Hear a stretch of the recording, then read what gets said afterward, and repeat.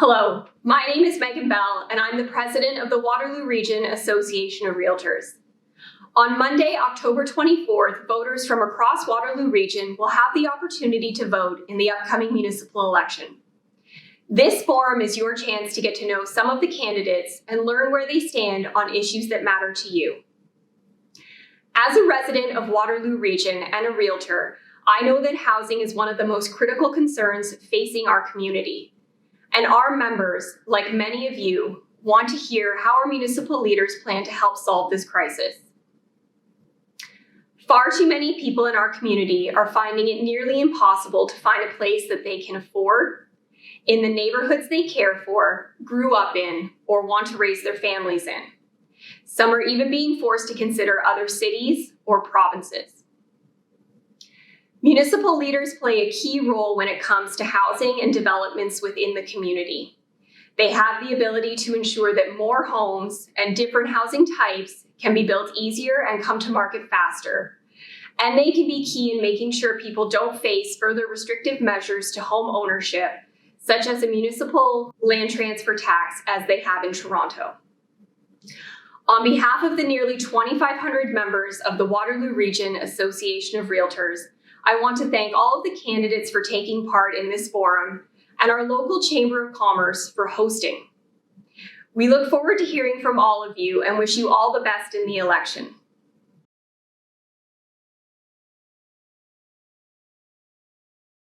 Hi, everyone, and thank you for viewing the Cambridge Chamber of Commerce Candidate Forum for Regional Council for the City of Cambridge.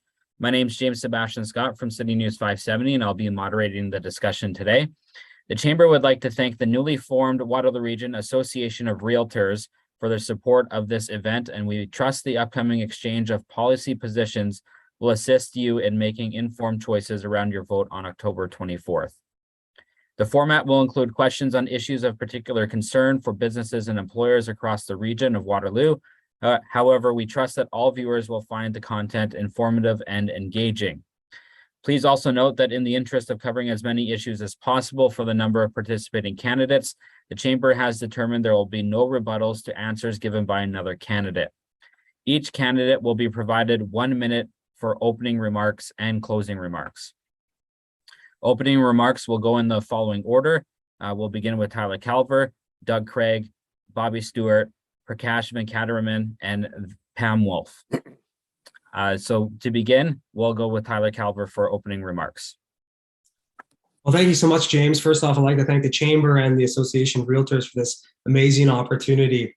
As a proud Cambridge resident, each year I see our property taxes increasing, our water bills soaring, and there's been an increase in homelessness and rising crime in our city. Residents are seriously concerned about their safety, while others are worried about how they're going to pay their bills.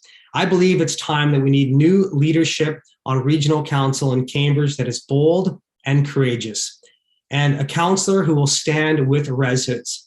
This is why I'm running for regional council. Working in this region as a journalist for CTV News, it's allowed me the opportunity to speak to thousands of people to help understand the various and complex local issues that we face. It's also helped me recognize the great potential of our community. People right now in Cambridge and Waterloo Region, they need hope, and they need someone who's going to bring them that hope. But more importantly, they also need real solutions. They need real solutions to reduce the financial burden that is on taxpayers and working families, on our seniors and our single mothers. Old ways won't open new doors, and I believe it is time for new voices and fresh ideas on our regional council to tackle these current problems and offer real solutions.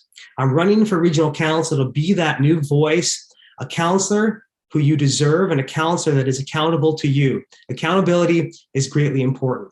And as Albert Einstein once said, the definition of insanity is doing the same thing over and over again and expecting a different result. I believe we cannot keep electing the same people over and over again and expecting a different result. It's time for new voices on regional council to bring forward new ideas. And I hope to secure your vote and be that new person on regional council to bring forward change to Cambridge and to the region of Waterloo. Thank you. Thank you, Tyler. Doug, we'll go to you for your opening remark.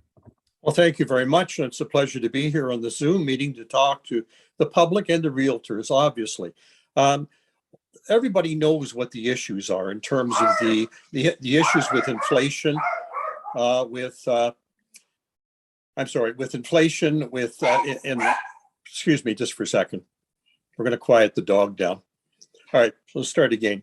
Everybody knows what the issues are in terms of the that are coming to the door with everybody, with regards to inflation, with the rising prices in the homes, with regards to tax increases that are being proposed, with homelessness on the streets, with addiction problems, with all of these things that are affecting all of us.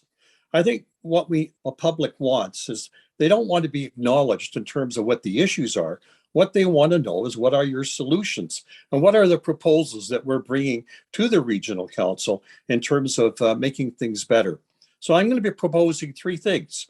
First of all, that we immediately deal with the budget when it comes up, and an early preliminary budget, because an 8 to 11% tax increase, which translates into $200 a year, is not acceptable. Secondly, we need a comprehensive review of what is happening in the region with regards to homelessness, the number of addicts on the street, the number of new units that need to be built, so we can put together a program to take to the federal and provincial governments. Thirdly, what I want to do is I'm going to be asking regional council to bring the upper levels of government, the province and the Fed representatives, to sit with us, to talk to us about how all of us are going to work on these problems, because the property tax in the region cannot support the solutions that we need. And we need to work on this together.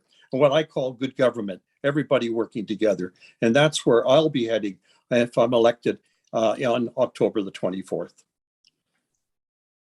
Thank you, Doug. Bobby, we'll go with your opening statement. Hi, thanks so much. And again, I want to give my thanks to the organizers of the debate.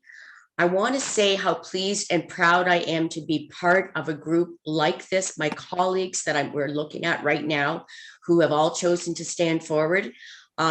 Regardless of the results of this election, for me, I am getting so much out of it. I'm learning so much, and whatever happens, I will stay involved, win or lose, to make positive solutions for the people of Cambridge.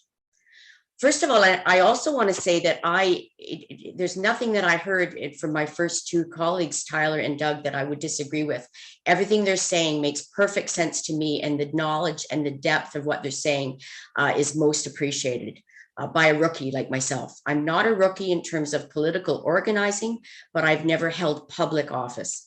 So I'm running because I live in and love Cambridge. I came from Guelph, so I came from nearby, was there a long time, was involved there. I love Cambridge.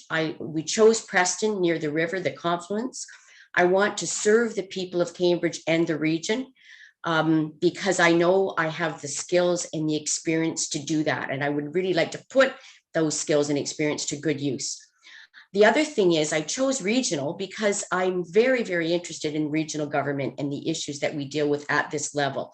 I'm very interested and supportive of the strategic plan to 2051 that was recently passed, and also the plan to ease homelessness. So I've got great energy. I'm all about health and well-being. I see the issues and the world through the lenses of social justice and the environment. I'm a very good listener, and I believe strongly in the importance of direct conversations in order to make things happen. When I look at my professional career, both volunteer and paid, I feel that my skills fit very well with the kind of communication and teamwork that we need in our municipal government. Thank you so much. Thank you. Prakash, we'll go with your opening statement. Thank you very much, everyone. Very good morning to you all.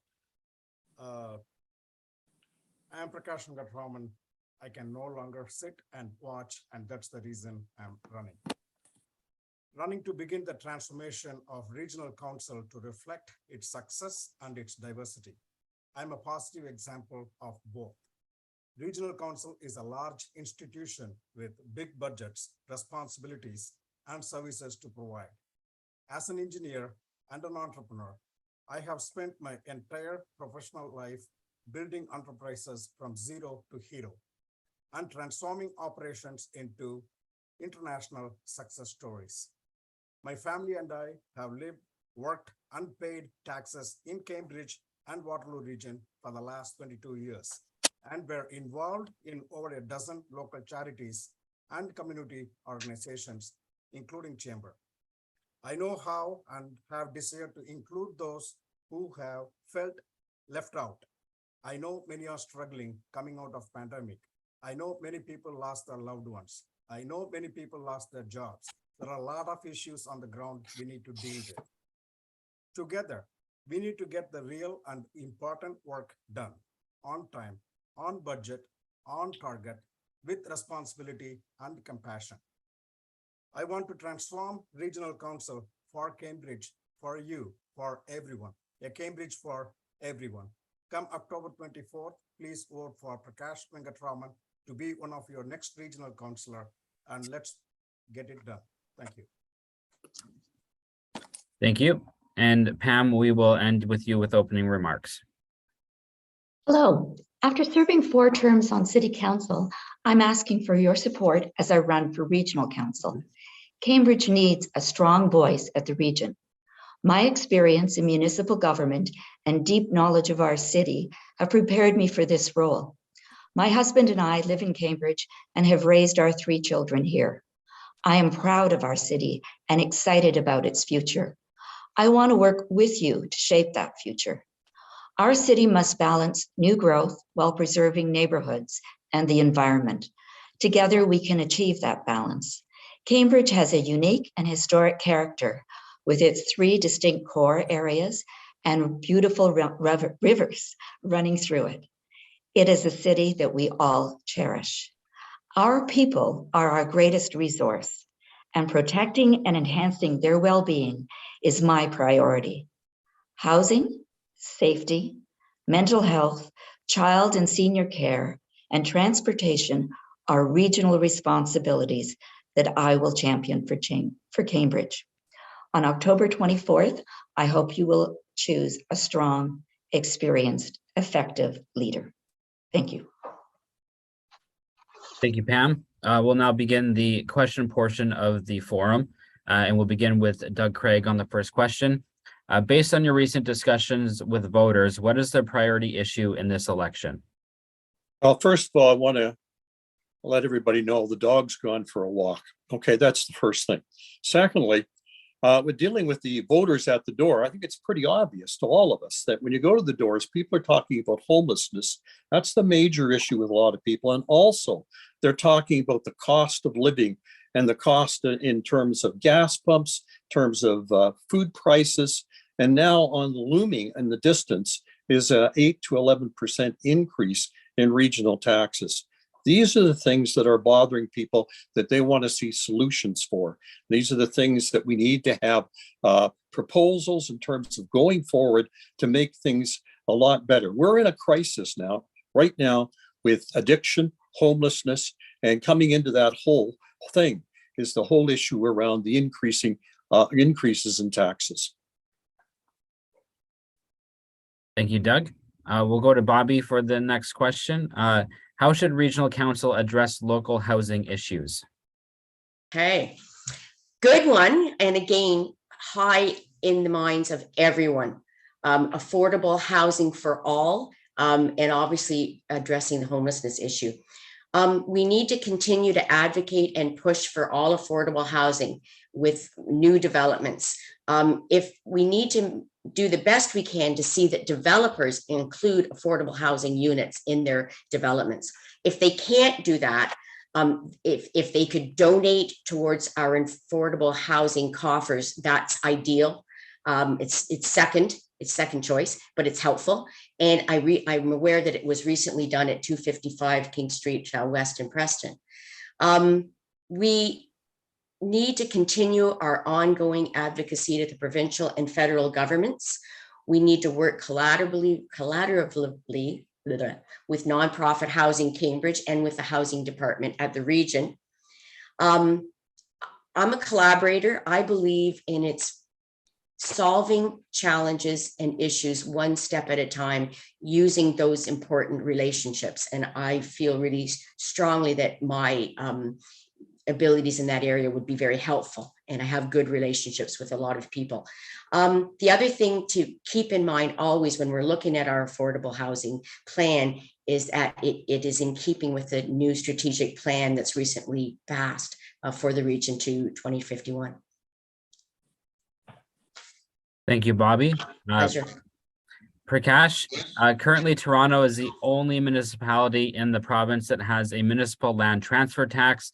The additional municipal tax is a significant barrier for people trying to get into the market, particularly for first-time buyers. Over the last several years, there have been municipalities that have tried to give themselves MLTT powers. Do you support the expansion of those powers to municipalities outside of Toronto? It needs like a detailed answer. The first-time home buyers, like you are talking about, and we are looking at like $1 million and below, and that's the category where the first-time buyers should fall under. So outside of Toronto, if you really look at it, people pay their mortgages throughout their life with the hope, like towards the retirement, they have nothing to pay towards the mortgage, and they have no intention to sell the home. But the property taxes, like when it is affecting them, it is very difficult for them to make the ends meet because they are working on limited budget. And that is one of the reasons why it is not a good idea to keep on increasing the property taxes, which affects the first time home buyers and also the seniors. And to answer your question, like what I would recommend is like outside of Toronto, it should be more on the seller side, more than the buyer side, the transfer tax. Why I'm saying that is probably people bought housing in the range of 100,000 or 50,000 or 150,000. Today, those houses are going for $1 million. It should not affect the first-time home buyers. Rather, the equity which they have generated, if they want to live there, retire there, forever, it's not going to affect them. But if they want to sell it, that transfer tax should go towards the seller instead of buyer. In that way, it would still help the first-time home buyers not taking that hit on them. That's my point of view. Thank you.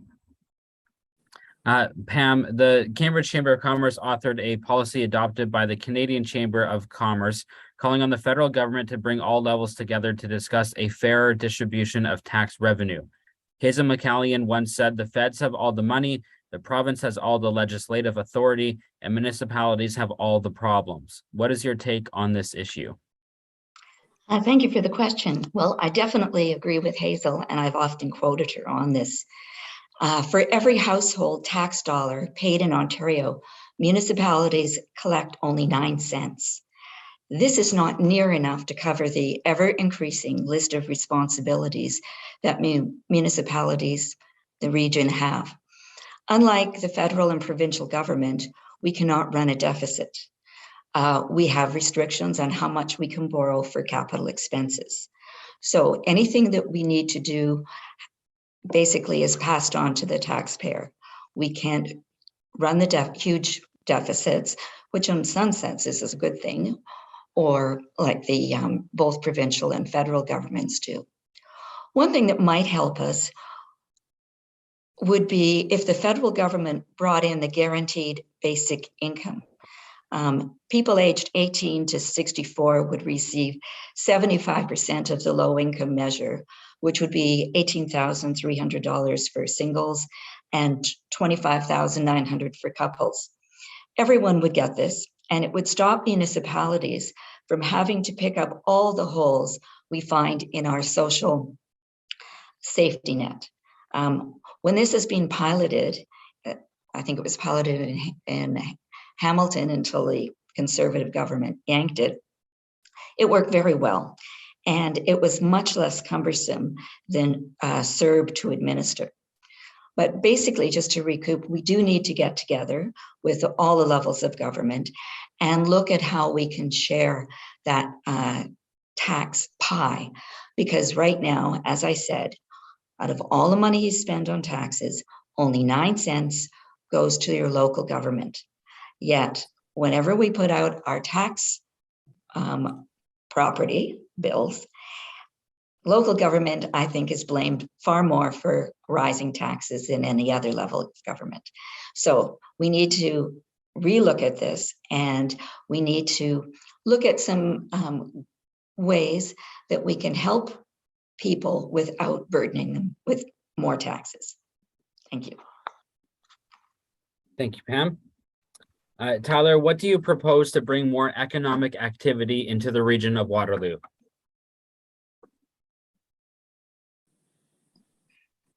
Sorry, Tyler, I think you're still on mute.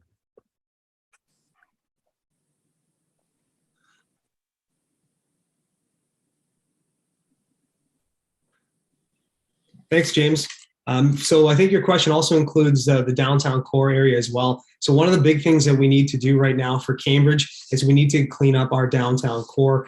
Right now at 150 Main, there's a massive homeless encampment that is causing a lot of fear, and residents right now are not feeling safe to walk in the downtown core area. So as a city and as a region, we need to clean this up, because right now a lot of businesses are concerned. Some of them are closing up, and we don't have a functioning downtown without safety. So numerous residents that I've talked to, especially business owners and those living in the downtown core of Ward 4 and 5, they are worried about their safety. So if the residents living there are worried about their safety, then the visitors that would be coming to our downtown core, they would also not want to be participating in something like that. So what we need to do is we need to clean up our downtown core. One of the things I like to propose is similar to what has happened in Uptown Waterloo with low-rise apartments or condo buildings, which brought more people to the area, that also added numerous restaurants and coffee shops and shopping. And that's the sort of direction that we need to take for Cambridge to improve our downtown core and to improve tourism from other cities and towns for people to come down. We have a beautiful downtown, and I don't want it to be overshadowed what is such an amazing place to be with our amazing history and the churches. We need to continue to preserve these areas.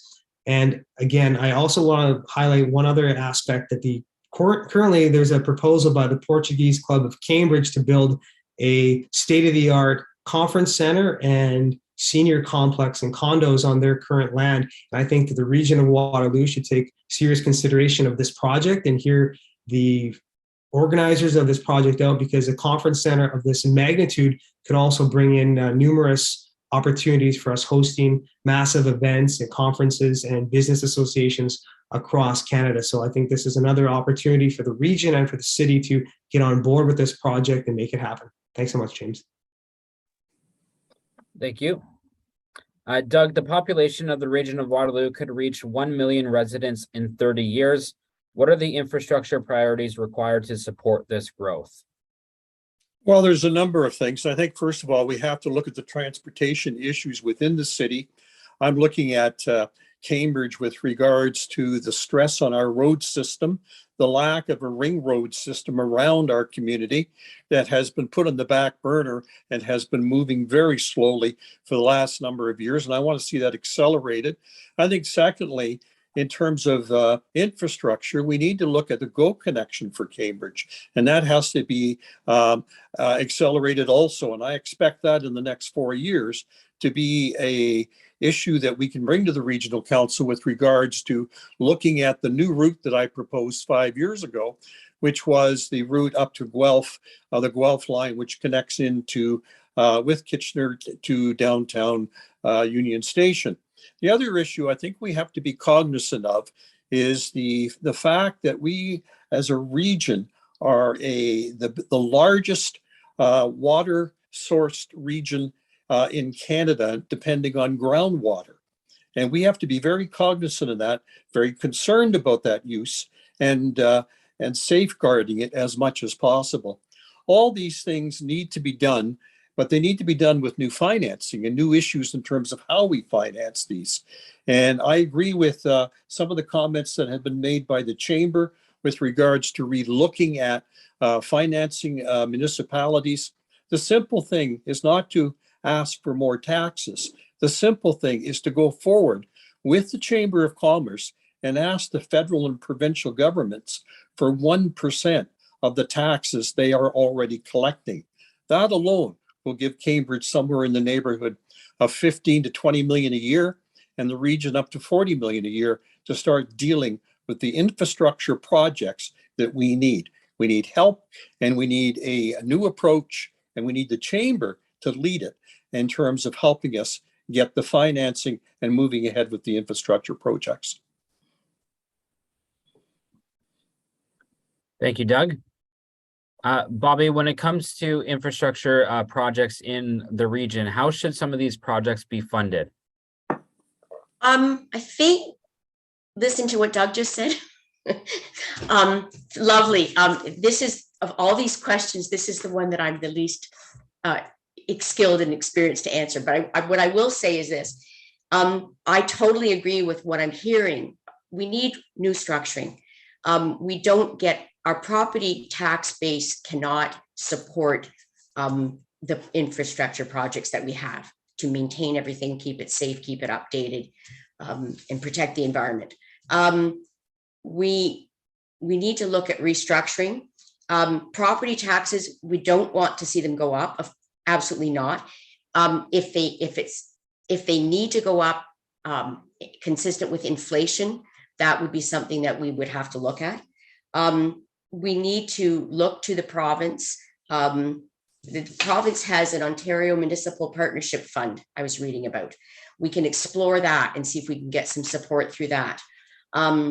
We can look at any possible federal subsidies. And again, we look at it, we talk with the chamber, we talk with regional staff, city staff, we talk with the experts that know, we consult everybody on this group, whether we win or lose. I'm sure we all want to be helpful in solving this issue.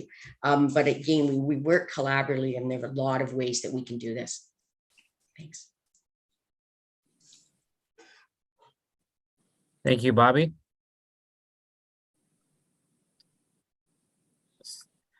The next question we will go to Prakash on. And Prakash, when it comes to phase 2 of the LRT, I think all of Cambridge is ready for phase 2 of the LRT. Cambridge needs to make its case. New developments seem to be trying with many approved in and around the core of downtown Galt.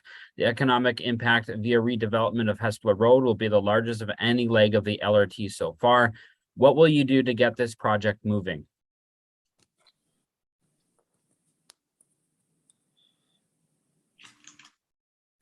Sorry, Prakash, you're still on mute.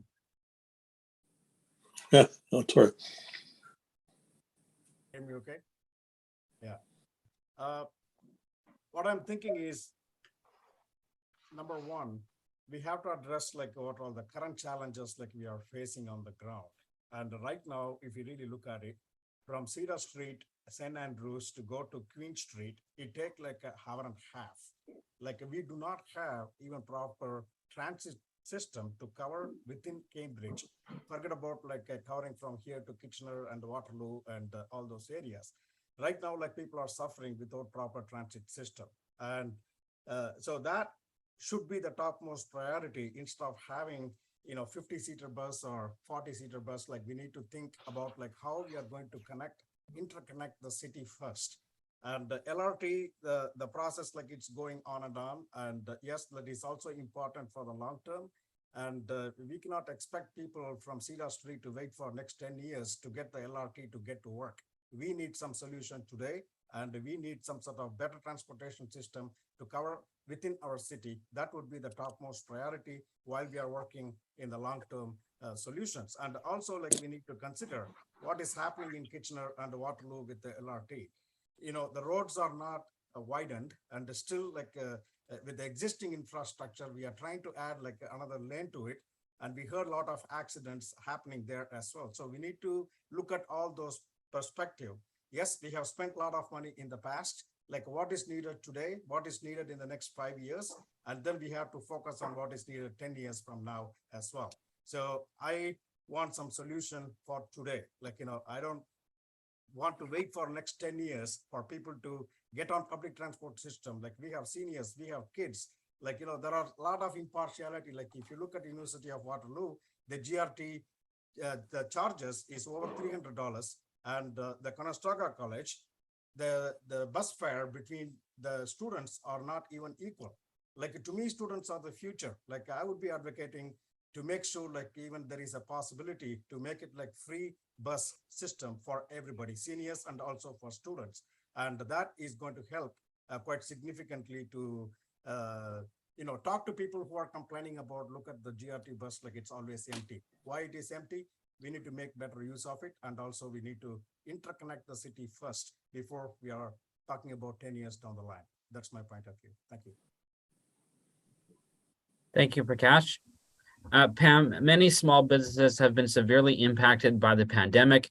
We are seeing a number of closures in spite of all measures lifted, but the agony of the last 2.5 years was still too much. Is there anything you feel regional government can do to help some of them hanging by a thread? Yes, I realize that many businesses are really hurting and haven't recovered from the pandemic. We need to do all we can to encourage small business successfully rebounding from the pandemic. I would encourage the provincial government to bring back the small business relief grant. I know that was $10,000, which not every business qualified for, but it would be a start. I would encourage the region and the city to waive interest on taxes owed for at least 6 months to allow businesses more time to recover. And through programs like REAP, I would provide grants to help small businesses to retrofit their property to reduce heating and cooling costs. In the city of Cambridge, we have been very successful with our community improvement financial incentive grants. And these have helped businesses in our 3 core areas improve their aesthetics, created jobs, and brought more people downtown as they fix up, especially some of our heritage buildings on Main Street, on Queen Street, we now have new apartments, so we've got more people living in them.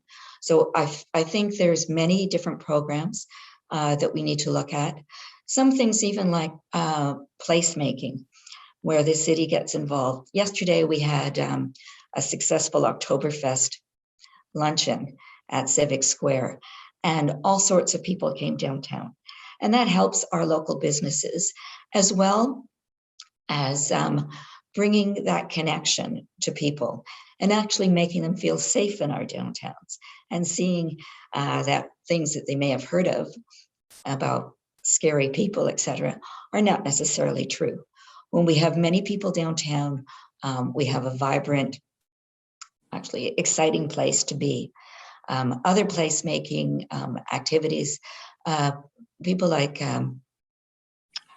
HIP Development in their developments are making basically urban parks as part of it.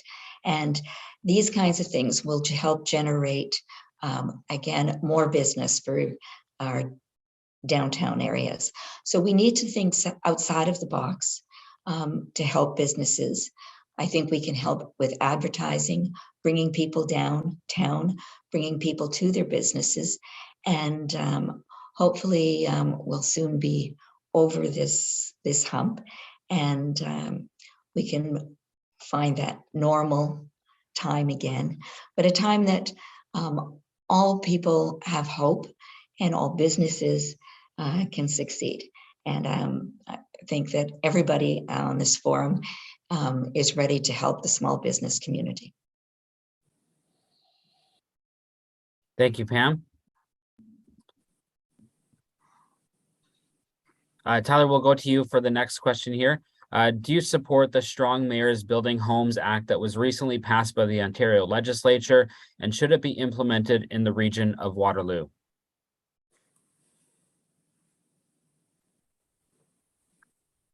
Tyler, you're still on mute. Thanks, James. In principle, and with its aim to create more housing, I do agree with the act and its intent to build 1.5 million new residential units by 2031. And it allows for the construction and maintenance of infrastructure to support accelerated supply and availability of housing, including transit, roads, utilities, and servicing in the communities of Ottawa and Toronto. And I believe in those communities that those powers are needed.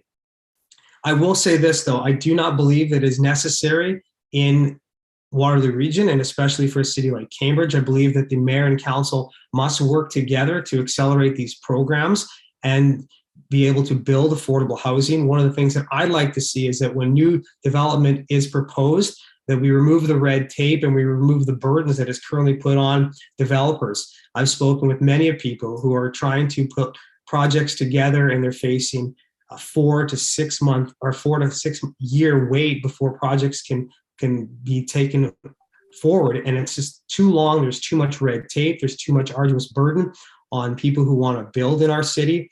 And as part of that, we're not able to get affordable housing up. And that's why we're seeing many people not being able to purchase the homes that they desperately need. So we do need an act that's going to strengthen communities like Toronto and Ottawa. But here in Waterloo Region, I believe it's imperative for mayor, council, and the folks who are making those decisions to work together to be able to put forward an effort to build homes and work together in a collaborative approach to get things done here in our region.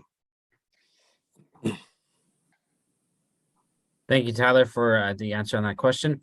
That now concludes the question portion of the forum. We'll now move to concluding remarks from all of our candidates. Pam, we'll begin with you on your concluding remarks.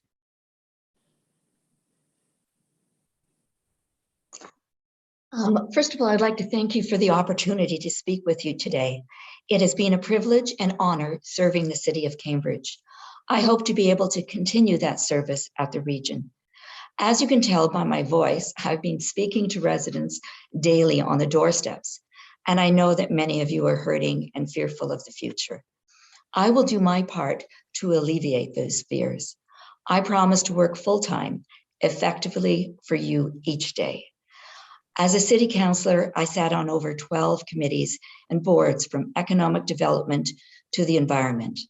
I chair the Affordable Housing Committee. I will continue to work hard and smart. I will make fiscally responsible decisions and cut spending as much as possible without cutting essential services. I believe in diversity and inclusion and listening and learning from all my constituents. I will keep my climate action pledge and continue to make Waterloo Region the age-friendly city for youth and seniors to thrive. October 24th, or before that, if you're voting online, which you can do right now, I hope you will consider Pam Wolf for Regional Council. Thank you. Thank you, Pam. Prakash, will go to you for your concluding remarks. Okay, thank you. As an immigrant myself and a long-term advocate and champion of diversity and multiculturalism, I'm distinctly aware of the challenges faced by minorities across all areas. Currently, the diversity and inclusion is pretty much only in the mission statement. It is not executed on the ground at all. When you go to the shopping mall and the demography has changed quite significantly, and I don't think either the region or the city is doing enough to reflect what is happening on the ground. And my presence on regional council, I think, will better enable many of the constituencies in our community to connect to what council is doing and being more proactive in soliciting their comments and recommendations. This is instead of everyone finding out after the fact and feeling understandably that they were not included despite decisions impacting them disproportionately. This could be on public health, social services, policing, economic development, among many, many issues like what we are facing currently. I'm not a career politician. I'm running because I can no longer sit and watch, and that's the only reason why I'm running, to be your voice, a strong voice, addressing to take care of our seniors, our kids, our students, to bring more economical development, to bring even a Hollywood North type of complete infrastructure to help movie industries, which is going to help everybody in Cambridge and the region. And so now, once again, I'm Prakash Venkatraman, and I would like to be your strong, fearless voice to represent you in the region, to work with the team Cambridge to bring all the goodness and fairness to our city and to our region. Thank you, and vote for Prakash Venkatraman during the advance poll happening started today and also on October 24th. And let's make a history together. Thank you. Thank you, Prakash. Bobby, we'll go to you for concluding remarks.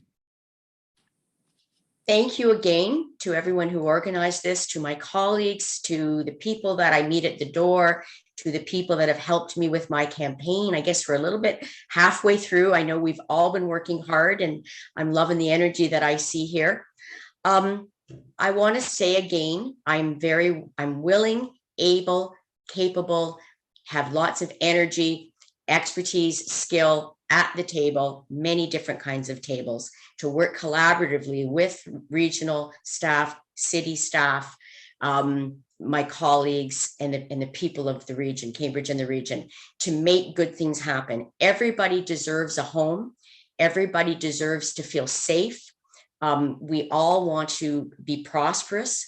So we need to look at our funding such that we provide the services that are needed. And I'm thinking particularly about social services, and also about all of the good things that I heard about supporting business opportunities locally. We need to provide support for all of these areas. We need to provide support, and in conjunction with other levels of government, for youth, seniors, people from different countries, all of the folks that need our support and help. I believe strongly in social justice, in protecting the environment, in truth and reconciliation, in equity, diversity, listening to people. I listen to people at the doors, and the main issues I hear are about concerns about homelessness, both for the people that are homeless and about the people that live in the neighborhoods where they feel they're affected. I believe one of the things we can look at very seriously is managing our shelter system, improving our shelter system.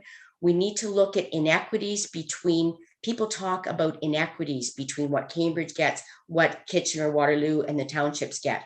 And there do appear to be some inequities, both in tax systems, things that we're not getting that people are paying for. And again, people are very concerned about our shelter system. We need to, I'm going to mention it right now, I didn't get a chance earlier. When people go to the bridges, they're only allowed there between 8 o'clock at night and 7 o'clock in the morning. And then they have to be out on the streets or wherever they need to go all day long. We need to change that so that people have a safe place to go, whether it's at the bridges or other programs where we can support people to, enhance their well-being, work on addictions, mental health issues, job search programs, life skills programs. There's so much more that we can do. We also need to do public education. A lot of people, as that have been mentioned, are fearful. And sometimes we're fearful of things that we don't know. And other times, of course, we've been faced with them. I know people have been faced with difficult situations head on, and they feel afraid. We need to help people we need to support them in their fears, but we also need to do more public education to help people understand better why people are suffering and how we can all help. Thank you again, win or lose. I'm delighted to be here, and I know hopefully I'm a better person for it. And whatever happens, I'm going to continue to work for the city of Cambridge and the region. Thank you so much. Thank you, Bobby. Doug, we'll go to you now for concluding remarks. Well, I thank you very much. And I just want to say that I'm going to come back to what I think is really important in this election. And that is that we as candidates have to give solutions and not just talk about the fact that we recognize what the issues are. If we have budget problems, we got to deal with it. And that's why I've suggested that, in fact, we need to deal with the budget right away. People can't afford 8 to 11% increase in property tax, which translates between $200 and $300 next year. And we have to sit down at the table as soon as possible to start dealing with that issue.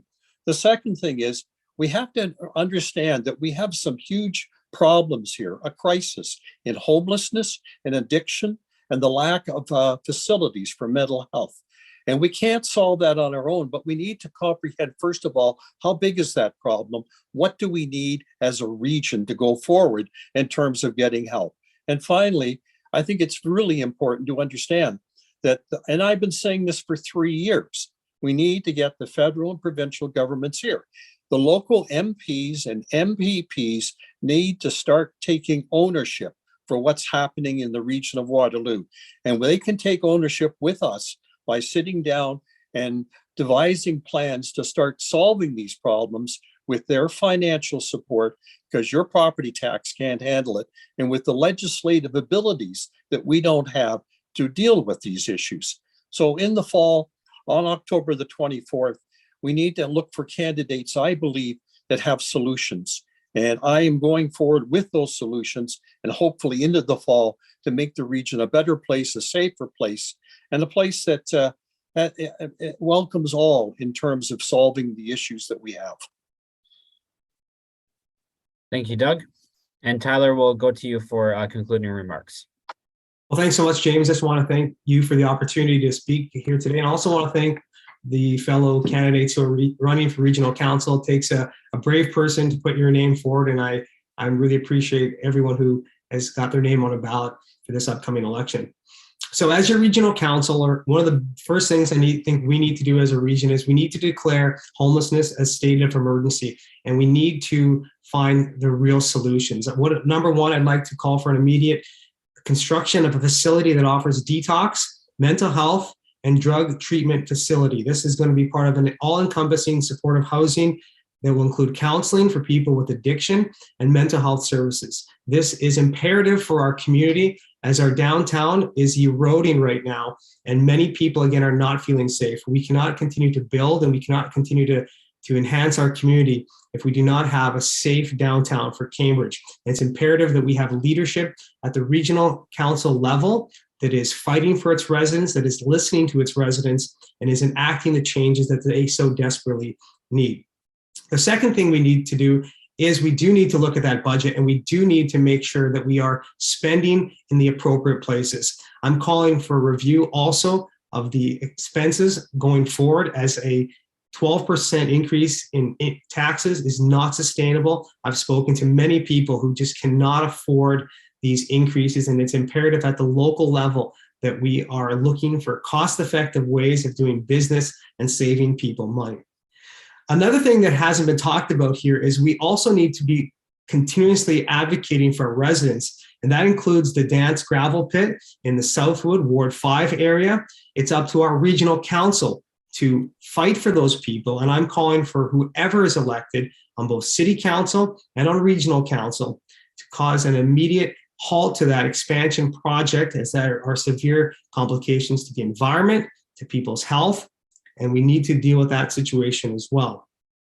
I also want to offer hope. That is the biggest thing that people need. People need hope, and they need to know that their regional councilor, their city councilors are actually listening to them, and they're accountable. People who will be at their door when they call, and that they're actually listening to their extreme concerns. That has been lost over the last several years, and it's one of the reasons why we've gotten ourselves into the financial and situation that we're facing right now, because councilors have not been accountable to their local residents. And that's one thing that I will be ensuring, that each and every day I am working for you. You'll have my personal cell phone number and be able to call me, and I'll be able to address the issues that matter most to you.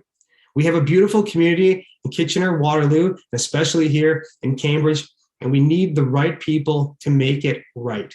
And that means offering real solutions to real problems and bringing a new perspective to politics. And that's what I plan to offer. I'm Tyler Calver, and I appreciate your support on October 24th, or as Bobby said, starting right tomorrow online. Would love to have your support, would love to have your vote, and would love to be your next regional council member for Cambridge. Thank you. Thank you, Tyler, and thank you to all candidates for your remarks. On behalf of the chamber, I'd like to thank all candidates for taking time from their busy schedules to participate in this forum. If you're a resident of Waterloo Region, the municipal election date of October 24th is rapidly approaching, so please ensure you're aware of a voting location and or other options. The chamber hopes this forum has provided some relevant perspectives on your issues of concern. Thank you to everyone, and have a great day.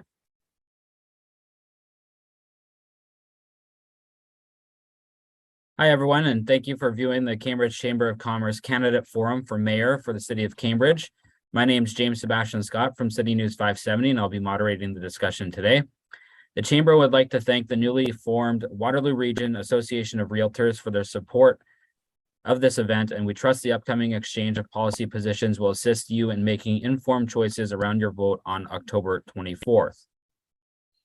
The format will include questions on issues of particular concern for businesses and employers across the region. However, we trust that all viewers will find the content informative and engaging. Please also note that in the interest of covering as many issues as possible from the number of participating candidates, the Chamber has determined there will be no rebuttals to answers given by another candidate. Each candidate will be provided 1 minute for opening and closing remarks. Opening remarks in the following order will be Randy Carter, Jan Liggett, and then Catherine McGarry to finish things off. So Randy, if you can begin with your 1 minute opening statement, that'd be great. Thank you. Okay. Hello, my name is Randy Carter. I'm living in Cambridge for over 30 years now. I'm a worker, I'm a roofer, raised my family here, and my kids are raising their family here. And I'm running for mayor of Cambridge to get more affordable housing. And I'm trying to attract more business into Cambridge. And I'm trying to make people become more aware of what's going on in the city of Cambridge. And also, if I do become mayor of Cambridge, I want to donate $20,000 to the food bank of Cambridge out of my own pay. Each year that if I'm in for 4 years, I want to donate like $80,000. So yeah, that's pretty much it. Thank you, Randy. Jan, we'll go with you for your opening remarks now. Thanks, James. I have lived in Cambridge since the early 80s, and my husband and I came here for employment opportunities. So I guess things really haven't changed over the years. A lot of the growth in our community, most of the growth in our community has come from people coming in to find new employment opportunities or housing in today's world where housing is desperately needed. I have owned my own business since 1986. I operated it on my own for the first 4 years, and then my husband left his job to come into it full time with me. It grew into a company that supplied product right across this country. We've minimized that a bit because it was starting to consume us. So we now only service most of Ontario, and we have gone sideways to also supply the construction industry with our precast products. My family lives here. My grandchildren live here. So my investment in this community is strong. I have supplied hundreds of jobs to people and second generation actually now of employment.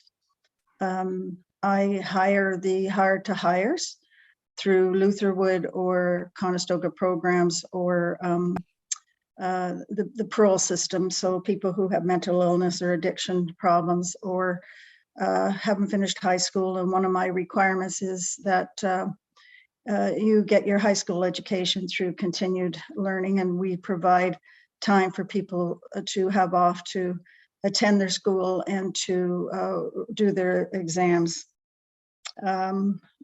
If I am elected on the 24th, then I intend to retire from the company. It's something that I enjoy tremendously, but I realize it's a full-time job and I must dedicate myself to that. I have been concerned in the last few years at the lack of public engagement in our decision-making process, and the anger that's out there from the public that they haven't been listened to. And when we say we're listening, we aren't truly listening, because we tend to go about doing things the way that we had set out to do in the first place. So the anger, the heat is very strong, and it's something that needs to be tamped down. And I don't see that happening for a while yet. So that will be one of my goals, is to tamp down that anger and to soften some of the decision making that we do, so that the public is more accepting of the decisions that we make. Thank you, Jan. And Catherine, will end with you with your opening remarks. Thank you very much. And thank you to the Chamber and the Realtors for hosting this panel. It's very important to hear from all views. My husband and I have been invested in Cambridge for over 35 years. In the early to mid 80s, my husband, as a commercial developer, built and leased out several buildings, including those across from the hospital. And as a matter of fact, he's still leasing space in one of the buildings that he built way back in the 1980s. So that we are very invested here. We fell in love with Cambridge, moved our family here. And not only are we expecting our first grandson in this city, we have raised our family. I have been a nurse for most of my career. I've nursed in people's homes here, looked after the most vulnerable at the Cambridge Hospital and Emergent ICU. And I've also been a care coordinator and have very much a lot of knowledge regarding what's needed for supportive housing and the supports needed for wraparound services. My vision for Cambridge is to continue creating an affordable, prosperous, and connected Cambridge. It's been my greatest privilege to be your mayor for the last 4 years. And in order to achieve all this, we need to build more housing options that families can afford, bringing good jobs and new businesses here, and create more fun community spaces that bring us together while working with partners to address the root causes of crime to improve safety. A connected Cambridge is a safer Cambridge. I've spent many years on the Crime Prevention Council here in Waterloo Region and know the value of restorative justice and attacking some of the root causes such as poverty, isolation, racism, and issues around our youth with trauma. These are the root causes of some of the issues that we see here. So we can all move forward together, and working together, we can solve some of these issues with all 4 levels of government. I've been the MPP and the regional minister here for Cambridge and Waterloo Region. And so I already have good, strong relationships in 3 levels of government, the provincial, regional, and here at the city. I'm running for re-election because I believe that Cambridge needs an experienced, competent, and collaborative leader who will continue to steer the city to recovery post-pandemic, continue to build our city's vibrant arts and sports amenities, especially for our youth who need those supports, and also continue strengthening relationships with all levels of government, our service providers, and those that are in our community as community leaders, so that Cambridge gets its fair share and we can continue to build on what we've achieved so far on an exciting, prosperous, affordable Cambridge for all. Thank you. Thank you. We'll begin the question portion of the forum here, and we'll begin the first answer from Jan Liggett. So Jan, based on your recent discussion with voters, what is the priority issue in this election? Oh, that's a really easy one.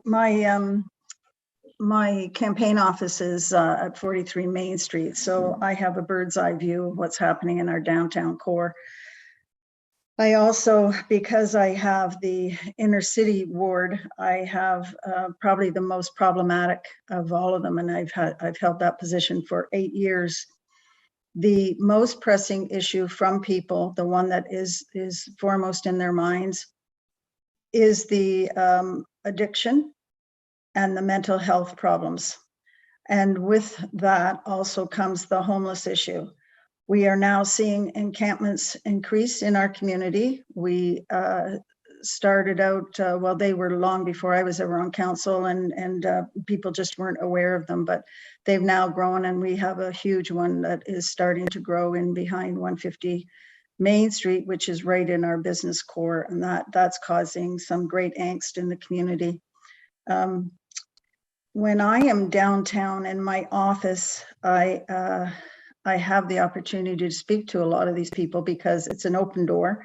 They stop in and they talk to me, and I get to know them. And over the last few years, I've gotten to know a lot of the people that do exist in the untethered that exist in our downtown. And I know them by name. I know their problems. And the community doesn't understand how things got to the way that they are, and they don't understand how solutions can be found, and they're looking to us as elected officials to do that, and rightfully so. That is our job, to find solutions, and if we can't find the solutions, then we must advocate for those. We have, are you going to want to deal with this as a question later? Because I can continue this conversation further on instead of taking up the time currently. I'm just going through the questions that we have, and I don't see it being addressed in another question. So Okay, if you wanted to finish your thought, Jan, then Sure. we can move on. Yeah. sure. Okay, so if we talk about the mentally ill that are on our streets, that started happening about 40 years ago when all of the mental health facilities closed down in the province and people were put out on the streets. When they were put out on the streets, they didn't know how to live. They didn't know how to exist, because prior to that, they'd been in a structured system, and today they don't have a structured system. So they tend not to take their medication on a regular basis, and so they have episodes throughout the community. It's not just downtown. In our two of our downtowns, our third downtown isn't as affected, but we see it on the streets. We see it on Dundas Street. We see it on Hespeler Road. We see people walking around without clothes on, or throwing rocks at cars. There's a lot of very dangerous activities that happen. And then we need to have the mental health facilities. They don't exist today. We don't have the staff for them if we were to build them. We don't have psychiatrists. We don't have counselors. We don't have psychologists. They're not being put through university at the pace that they need to be put through. So when I look at the $1 billion a year that the provincial government took away from their revenue stream of license plates and stickers, I think of how much could have been done by that. In 5 years, we would have had $5 billion to allocate to this, and we could have built some mental health facilities. We could be putting people through university through grants, low tuition, and the universities need to step up here too. I think that they can play a role and provide lower tuition for these professions, because if we're in this together, we need to be in this together. So we could solve a lot of that mental health problem by having that happen. And with addiction, if the courts decided that somebody has caused a problem and they want to do something about it, they either just release them or they put them in jail. Well, the jails aren't the place for these people. They need to be in rehab. We don't have rehab beds. We don't have detox beds. We don't have rehab facilities in this community. So to me, we need to create those, and they need to be free, accessible to everybody, no matter their income level. They need to be available on time and when the people want it, and as frequently as they need it. I have actually 3 in my own family who are recovering addicts or have gotten to a point where their lives have gotten much, much better, and they're now productive. Well, one of them is a productive member of society, but that came from rehab. The other 2 aren't willing to accept that. So we need to have a system in place where they're made to go to rehab. They have to go to rehab. But if we don't have it, how are the courts going to be able to say you have a choice? You either go to jail or you go to rehab. That is your choice to do that. And for those who aren't capable of making that choice, we need to have some sort of a system where they're made to go to rehab. And once they're in rehab and they can think a little bit more clearly, then they can create that path for their life, which is a good path and makes for a better community. So that comes into the whole situation of the homelessness and the encampments and that problem that we have. So I'm not going to take up more time I could go on and on forever on this, because I've had one other thing. When we get into the conversation of CTS, I don't agree with the CTS in one location. I think the doctor's offices and the walk-in clinics are a place where people can go, and they should be able to walk in the door with a card if that's what's needed. And as soon as they come up to the reception desk, The receptionist knows they're there to have somebody watch them inject their drugs. They're taken into a room, they have their injection. Somebody makes sure that they're breathing, and they can go back out on the street after a little while. But a CTS is, I think, the worst thing that was ever created under the guise of saving lives. We're not saving lives, we're just prolonging death by having a CTS. The rehab is one facet of it, but I think the doctor's offices and walk-in clinics need to be there for those people who will never go to a CTS because there's a stigma attached, or they don't want anybody to know who they are. So anyway, that's my take on it. I could actually spend hours on this, but I'll let the others have part of the conversation as well. Thank you, Jan. Catherine, we'll go to you. Based on your recent discussions with voters, what is the priority issue in this election? And thank you, James, for the question. Housing is a huge issue across the city, and that is also associated with the homelessness, mental health, and addictions issues that we see throughout our community, and not just here, the region, across the province, as well as across Canada. When we are looking from a city point of view that we can actually weigh in on, we need to continue to address root causes of homelessness.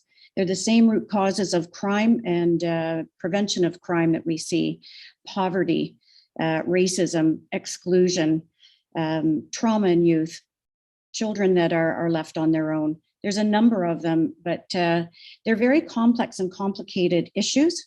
And we have seen a layering of effects that has made things worse during the pandemic.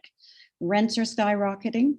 The cost of living is way up, and that's globally, not just here in Canada and Ontario, but it has been, there have been many layers on top of this. We saw the opioid crisis roll across this country and arrive in our neighborhoods in about 2016, 2017.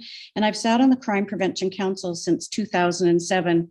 And so there's a lot of research on some of the issues there. They are complicated, and we need all four levels of government at the same table in order to be able to deal with a lot of these issues. And the city, of course, is at the lowest end of the totem pole when it comes to jurisdiction. The city of Cambridge is not responsible for mental health, addictions, public health, homeless. Our housing is, our service system manager here is at the region. And so that's why we need to collaboratively work with others. But what the city can do is to ensure that we are doing everything possible to build attainable housing. You've seen recent proposals coming to the city where we have looked at a lot of proposals for housing, and we've approved them. We've recently had an approval of 1,628 units in the 3 downtown cores: Hespeler, Preston, and Galt. And interestingly, a couple of councillors, including my colleague today, who voted against the almost 1,600 units of housing in downtown Preston and Galt. And the one in Galt actually has a gift of a $25 million for 50 affordable housing units in the complex on 193 Water Street South. Those are the kind of proposals that the city should be supporting in order to get more housing downtown. We weighed in and contributed to the KW Urban Wigwam project that's bringing 30 affordable units to Cambridge Street, 55 new units of affordable housing on Hespeler Road. All 4 levels of government contributed, and 6 units that were specifically for seniors up on Bechtel Street in Hespeler.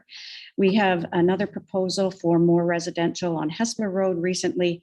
These are the kinds of projects that bring in not only attainable housing, many housing options that can not only supply the demand that's out there for Cambridge, but also for a lot of the employers that are coming to town. We also need to continue to support our social service providers. Interestingly, Ontario is the only province in Canada that provides monies for public health, paramedics, and housing through property taxes rather than from the provincial government. And that's an issue because it's a big drain on municipal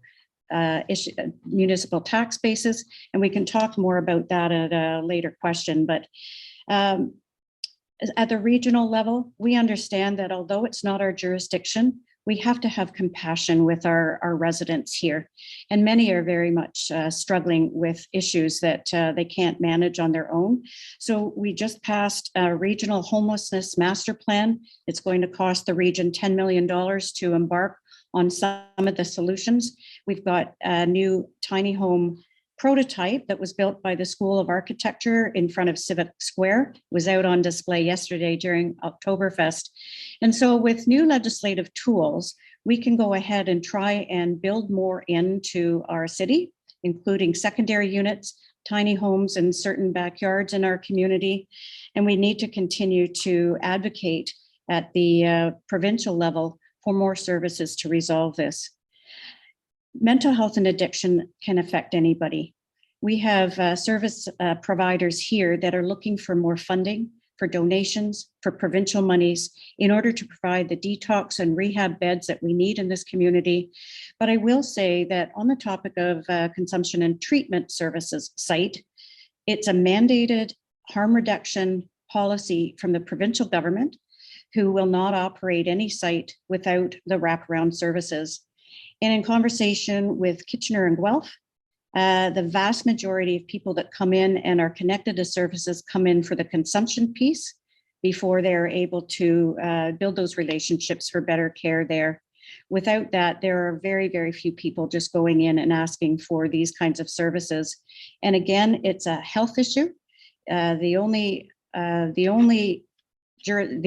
decision that Cambridge has to do is to propose a site or endorse a potential site. But in reality, it's the Ontario Health Team, Public Health, and the applicant for any consumption and treatment services site that takes it forward from here.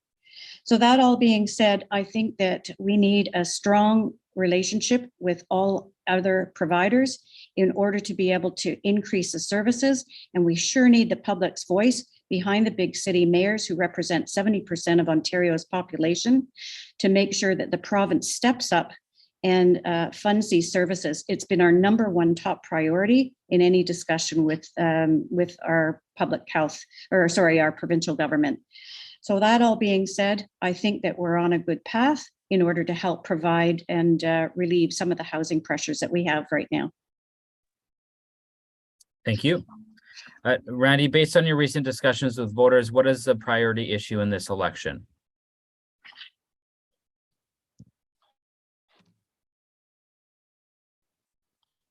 Randy, you're still on mute.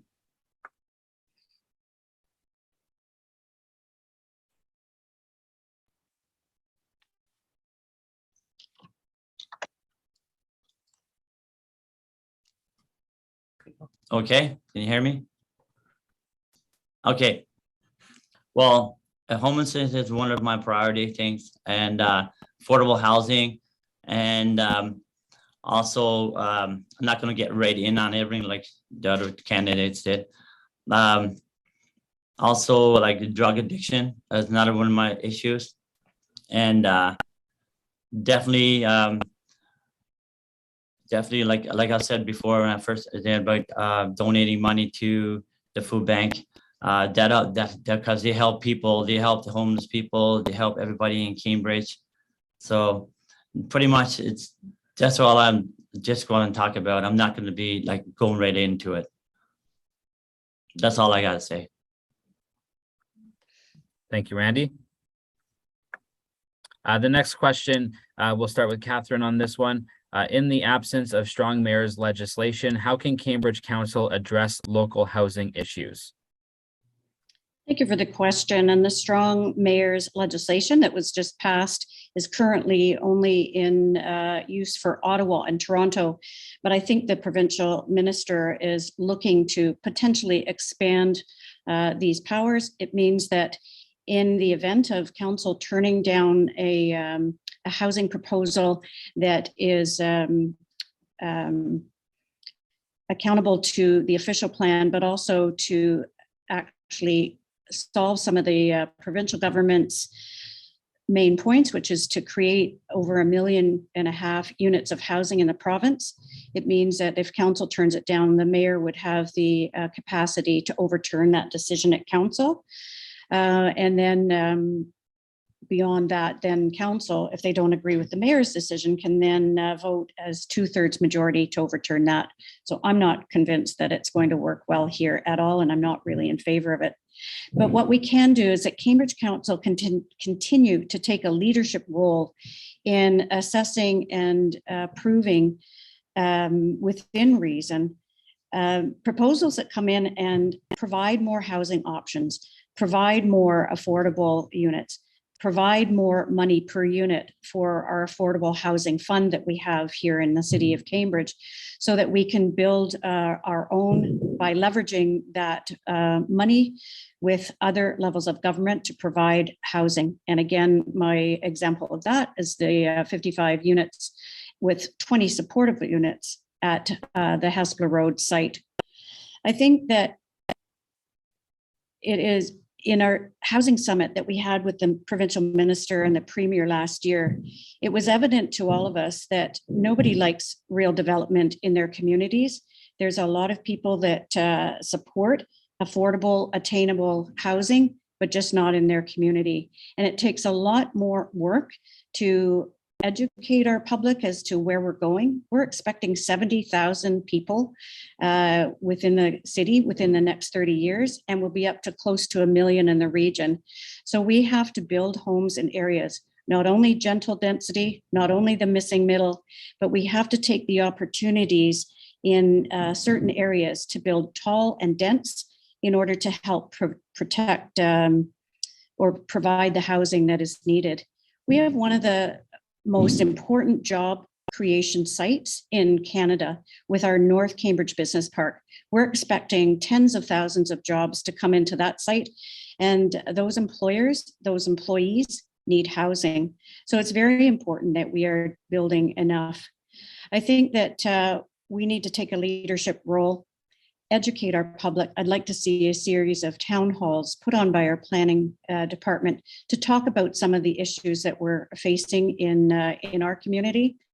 And the last thing I'll say on a positive note, one of the reasons we have such a housing crunch here in Cambridge is that we're one of the top 2 growing municipalities in Canada due to our excellent location, our superb amenities, the fact that we live along a heritage river. Those are the reasons people are coming in. But we actually have to turn this around. And it was hard for me as the mayor of this city to answer the premier's question during that housing summit. Is your city doing absolutely everything possible to get more housing built in the city of Cambridge? And my answer was, we are, but it's not unanimous decisions. We have to take the long view. Leadership of council means taking tough decisions. Even though a few people around the area don't like a decision, we have to actually have a long game here and make sure that we're planning not just for today, but 30 years down the road in terms of having enough housing and affordable housing in our area. Thank you. Thank you. Randy, in the absence of strong mayor's legislation, how can Cambridge Council address local housing issues? Well, they can address it by, we can go to the federal government and tell the federal government that we need more low-income housing and affordable housing. And we can actually go into the community and ask community about it. And also, I would like, it would be better if you had like more like more high rises for lower income people and affordable housing. That way we can get more people in there and we're not using up all the land. And that's pretty much it. Thank you, Randy. Jan, in the absence of strong mayor's legislation, how can Cambridge Council address local housing issues? Well, there's this narrative out there, and it's perpetuated by a few different people that that council currently are not on the same page when it comes to housing and development. And I disagree strongly with that. I think that we are on the same page, and we're on the same page because we all understand that it's needed. We understand that we have to develop housing because of the federal government telling us that we have to provide places for people to live who are coming into the country that they're bringing in. And I also think that the general public understands that. They're not against it. They're just, their problem is where it's done and how it's done. So you get this narrative that it's NIMBY, and I don't have a problem with that term NIMBY, because if you look historically around the world, it's the NIMBYs that created our environmental legislation. It's the NIMBYs who created our labor laws. It's the NIMBYs who have created our social services. It's the NIMBYs who have made sure that people are starting to be guaranteed a living wage. So I think that NIMBYs are a canary in the mines, and we need to listen to them.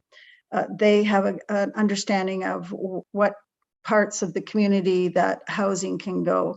We also all know that it's the middle income and the lower income people who are in desperate need of the housing currently. And that's not going to change, because as you bring more people in, the demand is going to be even more. And we're not meeting the needs of the people that we have now. So we're going to have to step up that pace. At Cambridge, the city of Cambridge, we have developed a better system of streamlining development applications. Where we go wrong, though, is that we have consistently, over my term, allowed for more higher income level units to be built. People can't afford that. And every time we do that, we take away land that can be used for housing developments that could be for middle income and lower income. We are not creating enough or bringing in enough money into our reserve fund for affordable housing. I think a good example is what just happened on Water Street South, the 515-story towers. It's stated that $25 million is being given in the form of units for affordable housing. So 50 units, so that's 10 units in each of the 5 buildings. But in reality, there's no businessman who is going to give that away for free. That works out to, for the balance of the 941 units, that works out to 26.5 being added on to the cost of the people who are going to be buying at market price for the other units. There's no developer who's going to take that out of his own pocket. That's just not reality. And we are here doing a chamber forum on this, and every person listening who is a business person knows that.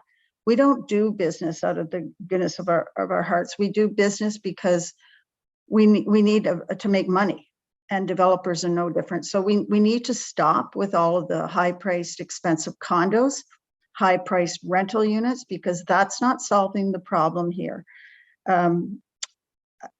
Yeah, there's just so many things, and we have programs within the city that help with this sort of thing. And we're with our official plan policies that we're bringing in. We're just going through that process now. It'll be coming soon to council. We're providing opportunities for this rezoning of lands for residential as well as business, but that's going to be a good place to look for developers to come forward. We are redeveloping, we've given them the opportunity to redevelop brownfields. So there, we won't have as many vacant properties out there, and that's a good opportunity for residential above commercial spaces. So our 15-minute communities can become a reality throughout the community. They don't have to be in new developments. And I also think that in order to provide for 15-minute communities, we need to be providing for industrial properties within those places, not just transit for people to go to work or bike to work, but we have clean industries that could go into those places so that people want to live there, and people who are working in those industries have a place to live. So it's a double thing there, where you've got your residences, but you also have your work. And those jobs that are in those industrial or commercial units could be planned for businesses that provide for a higher income level, and people will be able to afford their middle income rents and also the mortgages for the houses that are provided there. But it really does come down to the developers. They have to be willing to provide those units. We can do everything that is in us, that is given to us in legislative tools to provide. But if the developers aren't willing to build units that are more affordable, we'll never have the middle income and the lower income units that are so desperately needed out there for the people who have no place to live now currently, or in the future for the people that are coming into the country or into the province. Thank you, Jan. We'll move on to the next question, and we'll begin with Randy on this one. The Cambridge Chamber of Commerce authored a policy adopted by the Canadian Chamber of Commerce, calling on the federal government to bring all levels together to discuss a fairer distribution of tax revenue. Hazel McCallion once said, "The feds have all the money, the province has all the legislative authority, and municipalities have all the problems." What is your take on this issue? I agree with what she said, because there's a lot of red tape here. The federal government is actually like holding up all the money and stuff, and it should find a way to like we should all like be in the same boat where we can balance out the money with all three places. That's pretty much it, I can say. Thanks, Randy. Jan, same question for you. When it comes to the quote that Hazel McCallion shared, what's your take on that issue? Could you repeat the quote again? Sure. When it comes to a fair distribution of tax revenue, Hazel McCallion once said, "The feds have all the money, the province has all the legislative authority, and municipalities have all the problems." Wow. Yeah. So in those municipalities, businesses are located, and as a business owner, I understand that the increase in the cost of living is created through a lot of the taxes that are put onto the backs of business people. So we have the cost of raw materials, which keep going up. I see that. I get those envelopes in the mail from my suppliers on a regular basis. We have transportation and shipping issues. And the local convoy protest showed us how badly that can affect us in the business world, which trickles down to the purchasers of our products. We have utility expenses. We have our labor expenses, which keep going up. And, we all want to be able to provide a living wage for our employees. So that's added on. And in order to do that, we have to have the funds to be able to do it. So we have rent, we have debt services, we've got taxes, and it all takes a toll on businesses with their cost of goods and services.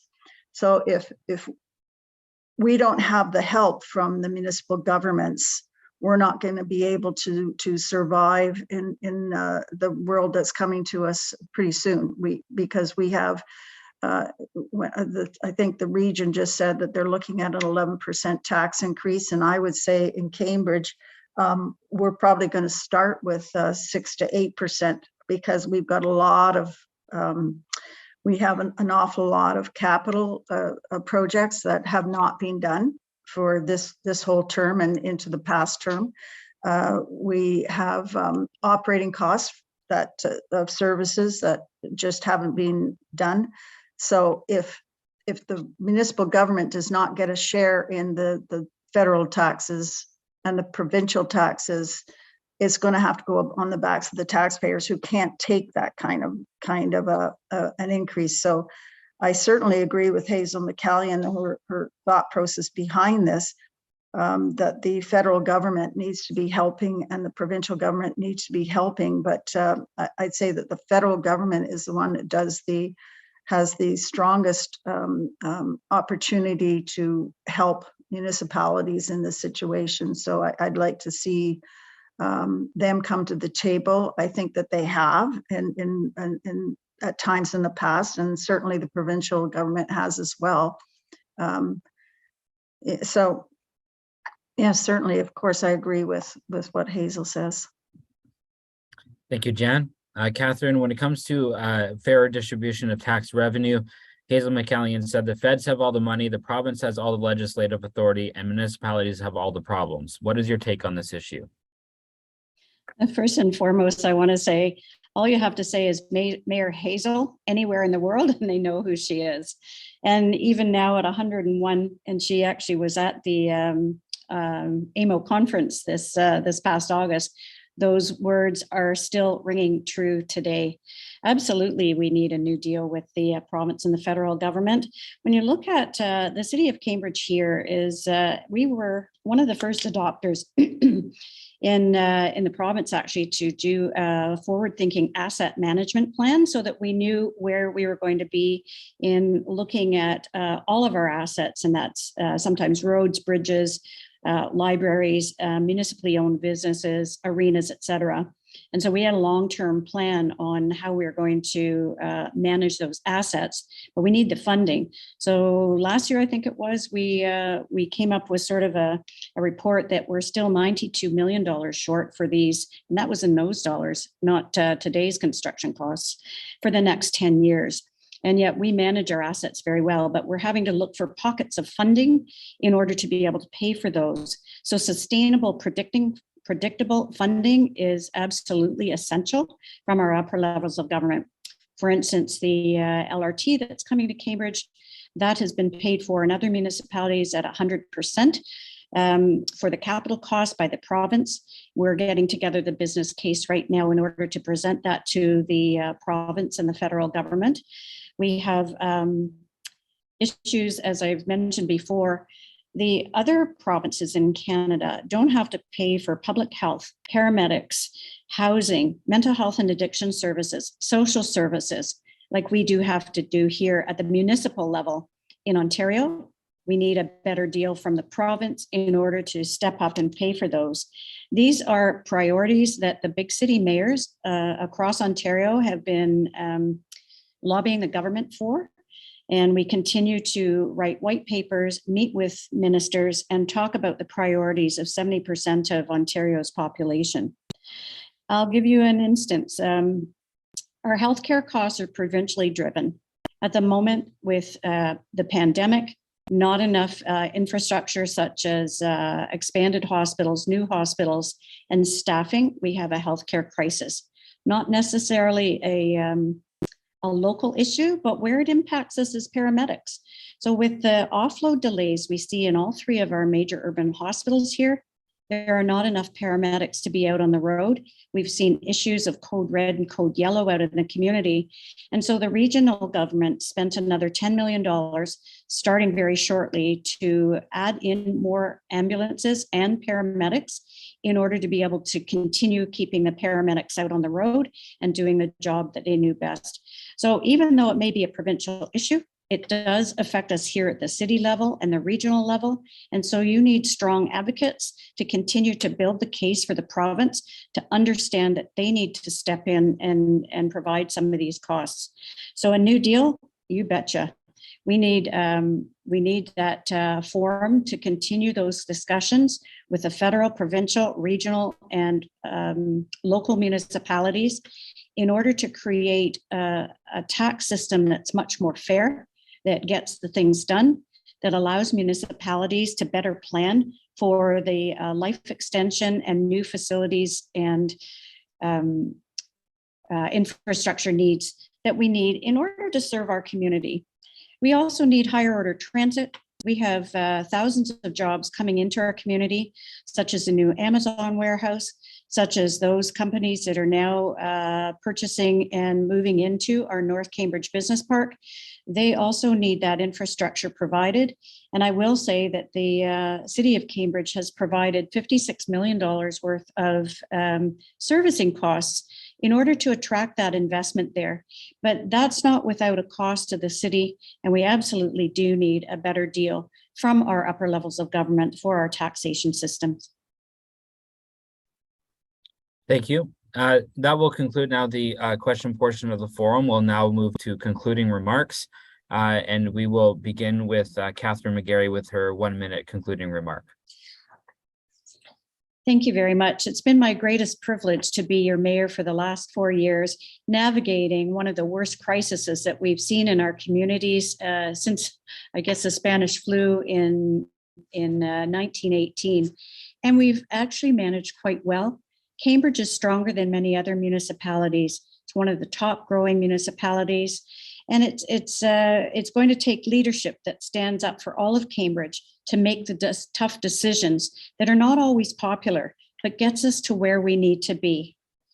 We live in an incredibly beautiful community, one of the top 20 most beautiful communities in Canada, as we were recently called. We're nestled amongst along the banks of the Heritage Grand River. We're close to major airports and boundaries with our biggest trading partner south of us. It's an exciting time for us, as not only do we welcome new businesses and new community members over the time period, but we can continue to build a community that's exciting, prosperous, and built for families. The measure of a city's health is what you can do for free. Placemaking activities turn our city into everyone's backyard and strangers into friends. So creating the type of free space and engaging activities, build on our sporting amenities, and continue to provide the best place to be and to play, work, and live in our community is certainly what I'm going to be doing. So on October 24th, please vote for Catherine McGarry for a more affordable, prosperous, and connected Cambridge. Thank you for listening. Thank you. Jen will now have you do your closing remarks. Thank you, James. Well, my vision for the city is one of optimism, and I think that's something that's been missing for a long time in our community, and I think, in fact, the entire world.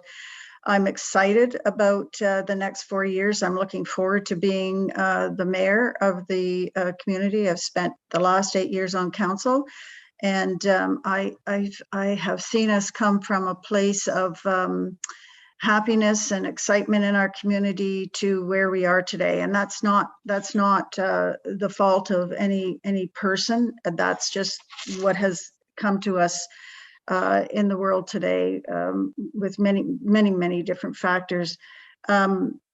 And I'm enthusiastic with working with the citizens of Cambridge and the businesses of Cambridge to make that change. So I think the community engagement is something that needs to be reestablished. It's a healthy function of public discourse and municipal decision making. An effective leader listens and understands that it's a sign of strength to welcome honest differences and ways of thinking. And then it leads by taking action based on meaningful dialogue, which is something I think we've been having here today. And I hope that the listeners out there recognize that each candidate is probably coming from a position of trying to do what's best for the community, but we have different strengths that we bring to the table.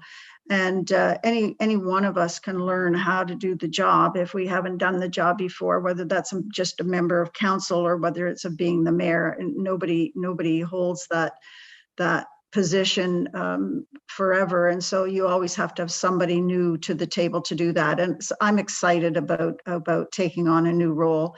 And as I said, I live in Cambridge. I have for a long time, and I'm invested in Cambridge.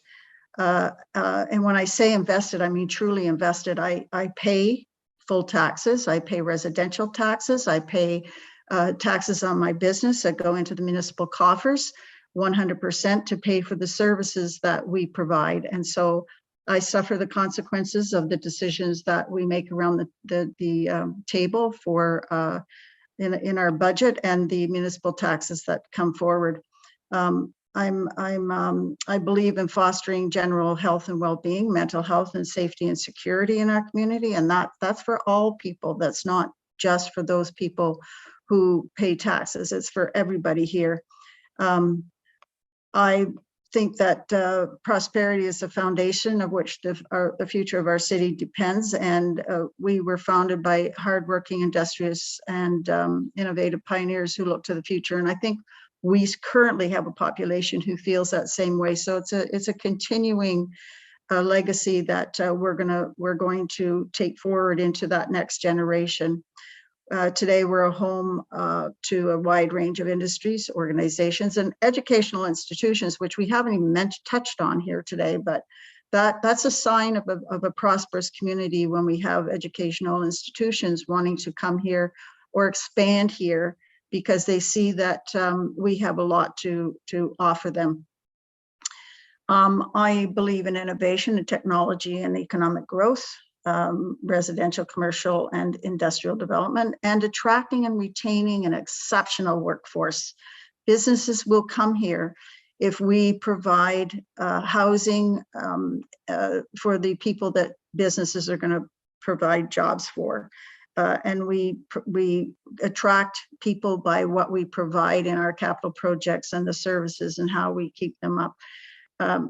So there's just so many things I plan on doing going forward for the next 4 years, and I strongly believe that I can do that job quite well. And right now during the campaign, because I have had the accident, so I'm not able to go door to door, but I'm being carried on the shoulders of the people of this community currently right now. They've picked up the slack. They're helping me do the campaign and get my message out there. They're doing a great job. The public has been exceptionally receptive, and the businesses, I'm surprised at the number of businesses that have reached out to me. So I want to thank every one of them. Some are not members of the chamber, but having seen the work that you do and the needs of your organization of having the membership, I hope that more people will become members of the chamber and help you get your message out there and do the job that you need to do.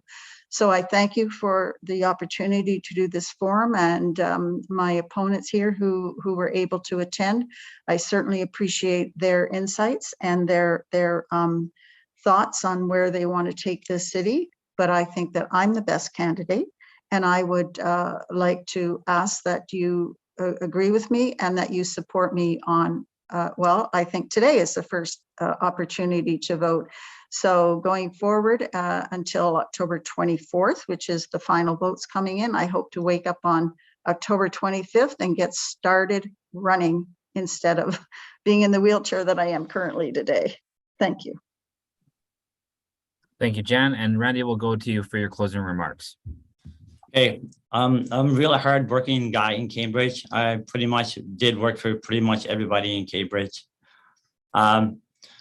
So if I become mayor of Cambridge, I promised everybody in the community that I will definitely work just as hard as what I've been working in Cambridge over the past 30 years.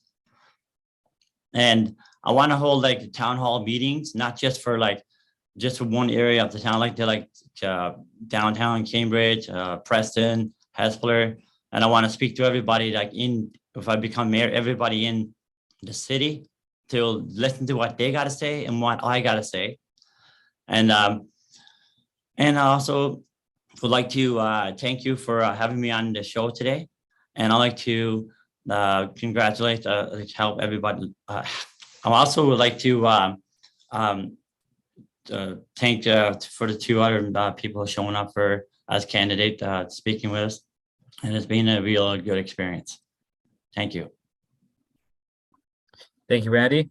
On behalf of the chamber, I'd like to thank all candidates for taking time from their busy schedules to participate in the forum today. If you're a resident of Waterloo Region, the municipal election date of October 24th is rapidly approaching, so please ensure you're aware of a voting location and other options. The chamber hopes this forum has provided some relevant perspectives on your issues of concern. Thanks to everyone and have a great day.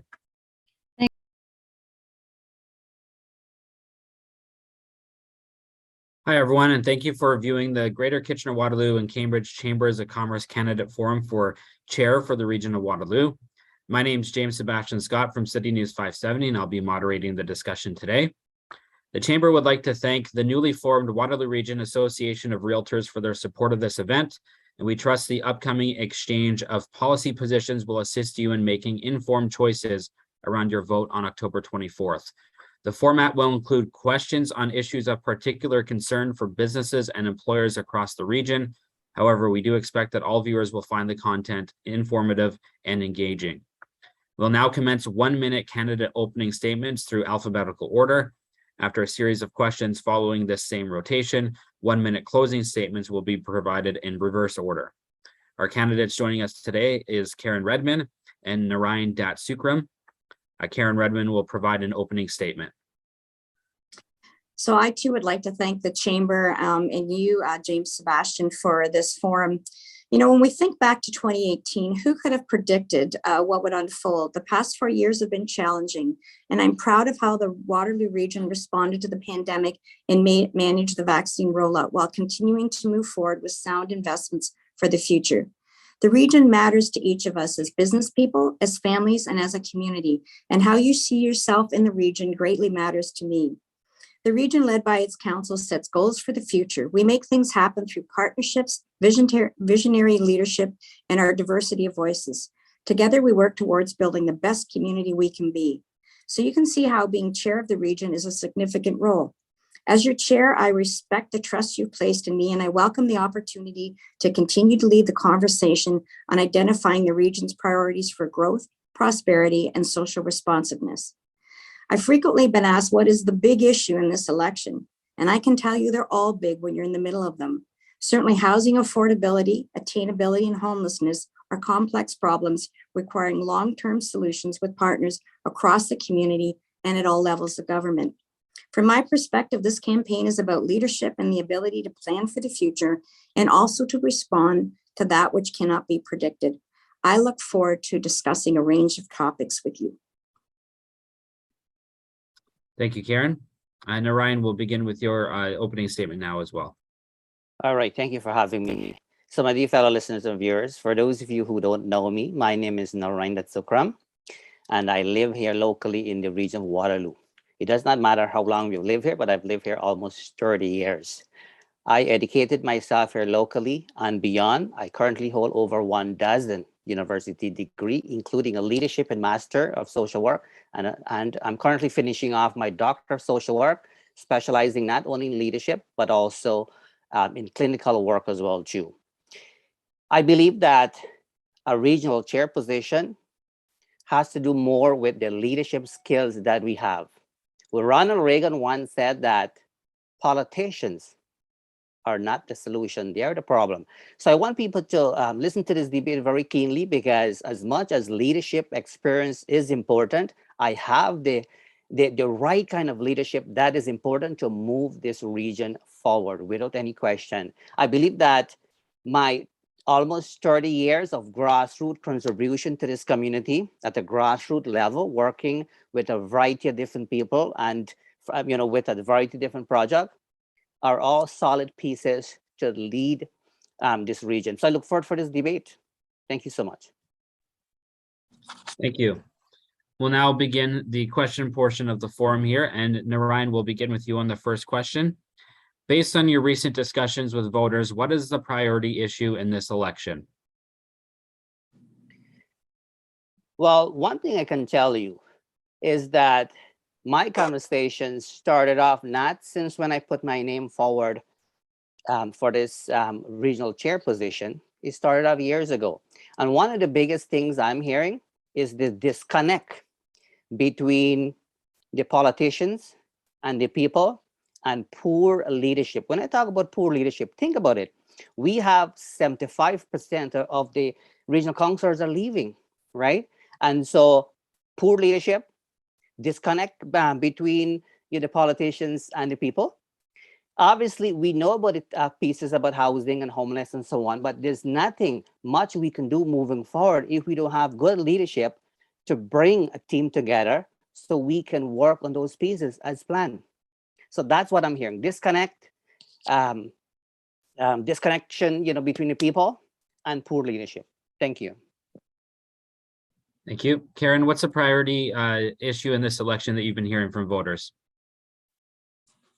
So I was in Elmira yesterday knocking on doors, and it was environment, it was a sense of place, it was the relationship between area municipalities and the region. It was looking, I hear a lot about healthcare. I hear a lot about the school board, neither which are the purview of regional council. But, I cannot not comment on the speculation as to why long-term councillors are not seeking re-election. We have had an amazing council. Nobody could have predicted what the last 4 years have been. Many of my council colleagues are choosing not to run again after 30, 35 years of providing public service. And I would tell you in an exemplary way. And a lot of them have reflected on the fact that new voices, more diversity, a council that reflects the demographics of our community are the things that they are promoting. And they're going out and they're knocking on doors of young female candidates, Black candidates, and trying to make sure that our council continues to work forward. But I think it's disrespectful to dismiss these decisions. A lot of the colleagues I have that aren't running again really did a lot of soul searching because they recognize how very important the role of regional council is and the difference that we make in the lives of the people we represent almost the next day. And those are businesses, they're the community, we're helping shape the future. There has been a lot of very hard work done, and none of these individuals made that decision lightly. And I commend them for building a very solid foundation from which we can move forward and continue to do investment in the future. Thank you, Karen. We'll move on to the second question, and we'll begin with Karen on this one. Many small businesses across Waterloo Region have been severely impacted by the COVID-19 pandemic, including mounting debt levels and staffing shortages. What assistance should the Region of Waterloo Council and all municipalities provide to these operators? So I have to say that I am absolutely impressed with how the business community stepped up during the pandemic. And I look at the formation of Best WR, and that was the presidents of both of our chambers of commerce, that was representatives of Communitech and Waterloo Economic Development. And they provided a lifeline and input for supplies of PPE, letting people know, and the regions supported bundling and buying of PPE when it was very scarce. As we go forward, there have been provisions made by the federal and provincial government for businesses. I know that during the pandemic, I was on a conference call with a lot of local restaurateurs. And while they were worried about their individual investment in their business, they were truly worried about the mental health of their staff who were being whipsawed into working for a couple of weeks and then not working and having to apply for CERB. So what we did as a community is the region invested money, about $60,000 in mental health supports that businesses could direct their staff to apply for. And throughout the region, all of our counseling services provided group mental health and individual mental health services for people. So I think there's a lot of ways that through economic development, we can continue to meet the needs of individual businesses. But I think as far as tax relief, those are things that we have lobbied and will continue to lobby the provincial and federal government for. Thank you. And Narayan, what assistance should the Region of Waterloo Council and all municipalities provide to small businesses who have been impacted by the COVID-19 pandemic? So I think that it is important for us to educate businesses that when you are advertising a product or service, make sure that you are providing and serving to that standard. So for example, I try as a local citizen here, I try to shop locally as much as I can. And I went to the farmer's market and I shop. And I was excited to buy some garlic. When I came home, the garlic says came from China. So that is a problem. So I think the education piece, we have to educate people that if we want to support local businesses, they have to make sure that they are doing things that represent what the people want. That's one thing. But also, obviously, we will have to continuously work with different levels of government. Let's not forget here that we have several MPPs and several MPs in the region who have promised to do a lot of pieces for the businesses. So I will think that it will be part of my role, not only to work with them and have a coffee, but to hold them accountable so that the businesses can flourish moving forward. Thank you. Thank you, Narayan. Next question, we'll begin with Narayan on this one. Currently, Toronto is the only municipality in the province that has a municipal land transfer tax. The additional municipal tax is a significant barrier for people trying to get into the market, particularly for first-time buyers. Over the last several years, there have been municipalities that have tried to give themselves MLTT powers. Do you support the expansion of those powers to municipalities outside of Toronto? And would you advocate against our community gaining those powers if one of your fellow councillors was pushing for it? Yeah, so for me, let's not forget here that I'm running for regional chair. And I don't operate in a way where I make decision on my own. A leader should never make decision on his or her own. As I've been looking on the website of all the regional councillors, it looks like they have the solution for everything. So if I was to get it, my job will be easy, right? Because they have all the solution. So what I will be doing, I think it is important as a leader, I think it's important for us to recognize our own skill set. I have my own unique skill set, and I, as a leader, I have my weaknesses as well too. But I always believe that when you can recognize your weakness, it is an automatic strength. The first step, because being a leader is not about me anymore. It is about the people, what they want really. And my first thing will be having that conversation with the regional councillor to see, to know not only of their ideas, right? Because if we are listening only to their ideas, it means that we are just doing things based on how we see fit. Because at the end of the day, we are representing the people. So for me, it's getting a sense as to what is it that the people want, right? That's the bottom line, and then take it from there. Thank you. Thank you, Narayan. Karen, when it comes to the MLTT powers, would you support the expansion of those powers to municipalities outside of Toronto? And would you advocate against our community gaining those powers if one of your fellow councillors was pushing for it? So James, I really appreciate the question. And I would have to tell you that Toronto has the Toronto Cities Act. So they are sort of a different animal than the rest of every other municipality in Ontario. And they have many authorities that the rest of other municipalities don't. There is only one taxpayer. And I would have to tell you that there are some things in the Toronto Cities Act that would be nice to have in the region of Waterloo. This is not one of them. There's only one taxpayer.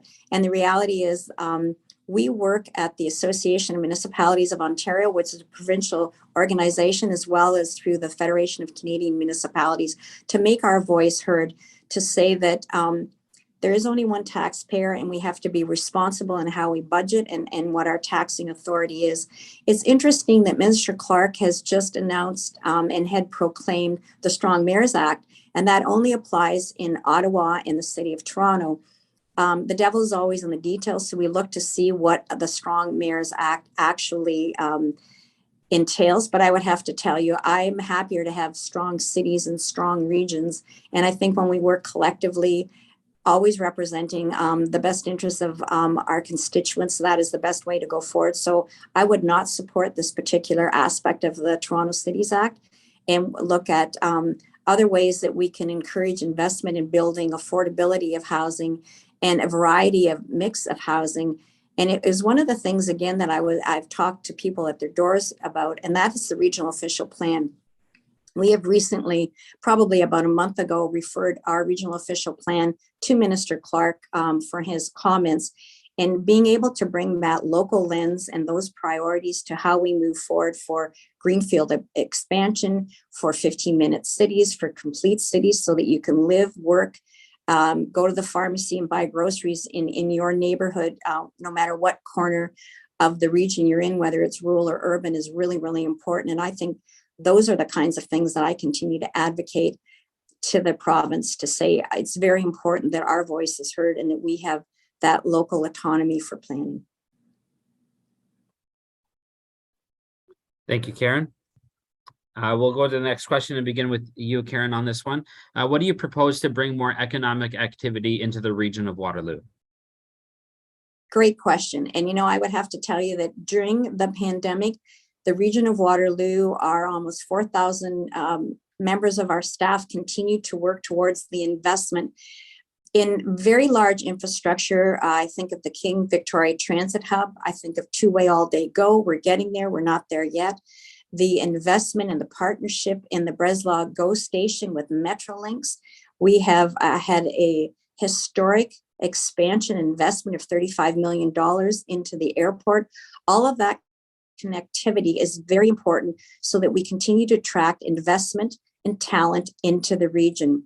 We also have the East Side Lands, and we're looking, I just came from WISA actually, which is an organization in partnership with the University of Waterloo, the airport, and NavBlue, and it is looking at sustainable aeronautics. All of these things continue to keep us on the cutting edge of implementing technology. We're all going to continue to fly, but we need to do it smarter, and we always need to have an eye on our footprint in reducing greenhouse gas emissions.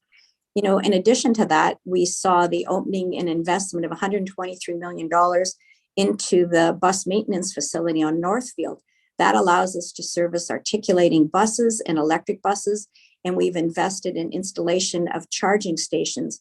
It's smart growth, it's planned growth, and it's focused to, again, continue to move forward so that we can be the world-class community that we know we can be. Thank you, Karen. And Narayan, what do you propose to bring more economic activity into the region of Waterloo? That's right. Good question. You cannot be a world-class region if you don't have a safe region, right? So we have seen crime is going up and so forth here, right? Despite the fact that we have the chief is making almost $400,000 a year. So the thing is, if we are able to do our piece to make sure that our city, our region is safe, there wouldn't be any need for us to knock on doors to bring people here to operate their business here. We have to create ourselves in such of a way that people will be coming to us, not we going after them. We go after them because people are not coming to us. And so for me, start with a safe, and start with a safe city where people feel safe. The thing is, you do not hear people talk about these pieces. They try to put it underneath the rug. So for me, start with safety, and unless we clean out all of this mess, people wouldn't want to do business here. All the other pieces, we can work our way around it without any question. Thank you. Thank you, Narayan. Next question, the population of the region of Waterloo could reach 1 million residents in 30 years. What are the infrastructure priorities required to support this growth? Narayan, we'll begin with you on that question. So first of all, when you're leading a region, you cannot do guessing game here. So we keep hearing that, the region will grow, will have X amount of numbers coming in, right? So the way I've seen it, most politicians, most people, they are looking at the glass to be half empty, right? They are not looking at the glass to be half full, and that's a problem. And so for me, it's about recognizing and try to do an assessment to understand who are the people coming in here. Are we just seeing the negative pieces and say, oh my goodness, people are coming, we have to find them, find them a place to live here? Or are we going to try to figure out and see what skills are they coming in the region with? Right? What resources are they coming in with, right? And we assess from there. We have to make sure that we understand who are the people coming in, how long they're coming in here for. Are we just going to come for a year or two, and so forth? So without doing a proper assessment, we cannot do anything else. We cannot say that, okay, we're going to do this and we will try to build, several thousand of homes and so on. How do we determine that? If we are going along that path, it means that we are working in a blind spot without any question, without realizing it. So that's how I will tackle it. Analyze the situation first, see who is coming, focus on the resources. Don't rely on a small circle of people to solve the problem, right? Thank you. Thank you, Narayan. Karen, the population of the region could reach 1 million residents in 30 years. What are the infrastructure priorities required to support this growth? So James, that is the question of the moment. I would have to tell you, the region of Waterloo is poised to build our share of homes that are part of the 1.5 million target that the province has set out in 10 years. As a matter of fact, we have over 35,000 units in the planning process at different stages. And the regional official plan accommodates that kind of growth, and that growth will and employment land will happen in all 4 townships and all 3 urban settings. There is no doubt that the 3 absolutely outstanding post-secondary education institutions we have for decades attracted bright young people that have enjoyed the quality of life and decided that they would make the region their home. And that's not going to change anytime soon. What we need from the province is investment in schools and infrastructure. We need a new hospital, and we need to, again, have those completed communities so that people can buy groceries, go to the pharmacy, and we've invested in active transportation so they don't have to always rely on their car. All of these things add to the quality of life, and we need to be vigilant. It was interesting yesterday, the University of Waterloo School of Architecture in Cambridge unveiled their project of tiny homes. And I think our history in our region has been built on great ideas, bright young people, innovation, high tech, advanced manufacturing, and then the ability to bring that kind of innovation to the marketplace. So I thought the tiny homes was a really interesting variation on how we continue to build housing. But there is no doubt that accommodating 1 million people by 2051 is going to require the efforts, investment of all levels of government. Thank you, Karen. Next question, we'll begin with Karen on this one. What financial support should the Ontario government provide to the region of Waterloo? That's pretty easy, James. More. I would have to tell you that my experience in government has taught me that governments like solutions. They want you to go to them with a focused ask and be able to demonstrate the result of what that ask will be. You know, homelessness in the unsheltered encampments are a topic that I hear about in the media and I hear about at the door. And I would have to tell you the investment in the House of Friendship on Weber Street, giving wraparound service in a different model, the outstanding leadership that Bridges has brought to housing people. During the first wave of the pandemic, 80 people who were then living unhoused found permanent housing. We have to go to the government and say, we need investment in shelters and interim housing. We need more money for outreach workers. We need more money for healthcare providers and partners so that they can provide the mental health supports. So it's being focused and asking for things that we know will make a difference. And that means doing your homework, listening to experts like outreach workers, like our partners. It needs, we need the development community to be part of any solution going forward, whether it's housing or making sure that we have the kind of shovel-ready land so that we can attract investments. So it definitely speaks to going to the government with a focused ask and with your research done. And we do that at the federal government. We do that at the provincial government. And don't forget, 60% of all services delivered at the municipal level are delivered by the region.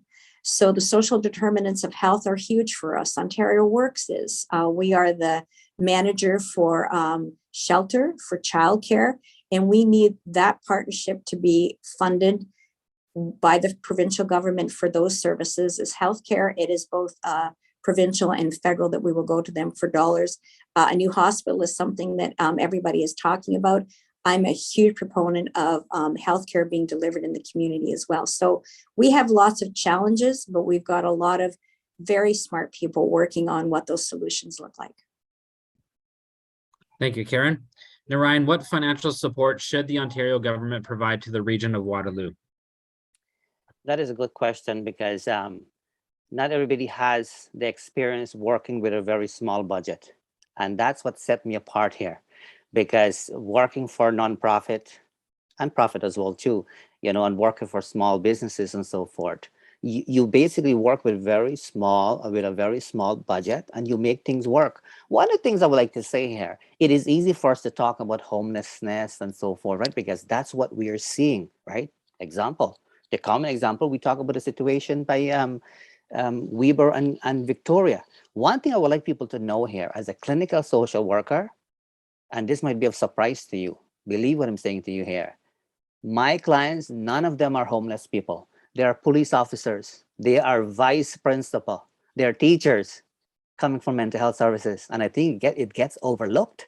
We have to remind ourselves that we cannot feed off an empty bucket, right? I would have not known have I not risked myself, but kind of challenged myself to get into mental health, because mental health has never been my thing. I avoided it for many years, but that was part of my way to try and close the gap rather than reading on a piece of paper. And so I start to look at things differently now, because for me, seeing homeless people down the street is an opportunity for us to do some deep self-reflection. Because how the heck are we going to help the homeless people if we ourselves need that help? It's very sad. To come back to the question though, and I'm almost finished here, I think it is important for regular families and so forth to have that support, to have permits and so forth to be approved much faster. I took on a project a few years ago to turn a bungalow into a legal duplex. So I understand the whole process, and it was such of a long process. Inspectors will come; they're not sure if they should pass it, not pass it. They're not sure of all of this kind of pieces. So it was such of a long process. Another thing I would suggest as well too is that we need support where everybody can be part of the solution. Meaning that for me, when we're building houses now, I think it should be automatic where we are putting in a side door to have access to the basement for future use. In fact, 11 years ago when I built my home, I was thinking along the line because I'm an outside of the box thinker, so to speak. I paid $1,000 extra to put the side door to make my basement, usable space, and I'm glad I did. So I think we need to start to think along those lines, and not to kind of put a band-aid on top of another band-aid. It doesn't work like that. We need to look for long-term solutions. So those are the direction I'll take. Thank you. Thank you, Narayan. Next question, we'll begin with you, Narayan, on this one as well. Do you support a new Highway 7 between Waterloo Region and Guelph? Absolutely. I mean, we talk about the population, will grow. And we all know that study shows that. In fact, believe it or not anymore, I've did my share. I commute to Guelph for 10 years back and forth, right? So I see the need, I understand the need because I've been there. And the fact that the region is growing, absolutely, I do support it. I think that's not something that most people will kind of go against, because keep in mind, I talk about the housing piece that I've done, really, right? That's just an example. We have to look ahead. So my answer to that is absolutely 100%. And how will we do it? I mean, we really can do, like I said before, running for regional chair is not a one-man show. We really have to you really have to have a you cannot rely only on political experience. I think that's where we fail, because as I mentioned earlier, Ronald Reagan once said that politicians are the problem. They're not the solution. You have to have people with passion. You have to have people with a drive to make it work. So yes, that's my response to the question. Thank you. Thank you. Karen, do you support a new Highway 7 between Waterloo Region and Guelph? I do, and I would have to say I think most people are scratching their head when the land assembly was made decades ago, and successive governments, including this current provincial government, have said that it's a priority. But I would also add that I think two-way all-day GO completion, the GO transit hub and King Victoria hub also provide the alternative of public transit, and a line coming from Cambridge into Guelph is really important too. So yes, I support completion of the highway, but I think we have to continue to give viable alternatives for public transit to residents. Thank you. That now concludes the question portion of the forum. We'll now go into closing statements. Narayan, you can begin your 1-minute closing statement. 1 minute. Come on, James. my dear fellow listeners and viewers, again, thank you so much for joining us, and thank you for inviting me here. I was not invited previously, so do know I appreciate this very much. You know, we live in a different time here, and the bottom line is we really have to start to think differently, and that's how I operate professionally with my clients. Because if they're doing the same thing every day, I cannot change anything about their lives. I'm just there to kind of guide them. At the end of the day, they have to make those changes, right? But I'm there to guide them. And I've seen lots of successes.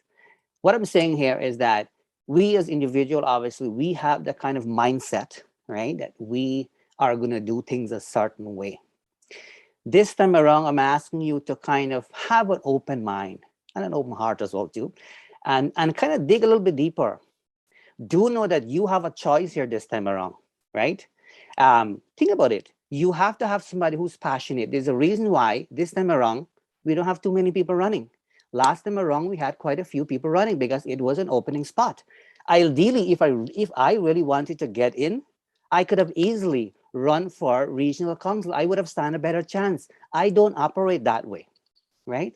I have really good leadership skills, which is important. I have it through my academic pieces. I have over a dozen university degrees, and these things needs to be considered as well too, right?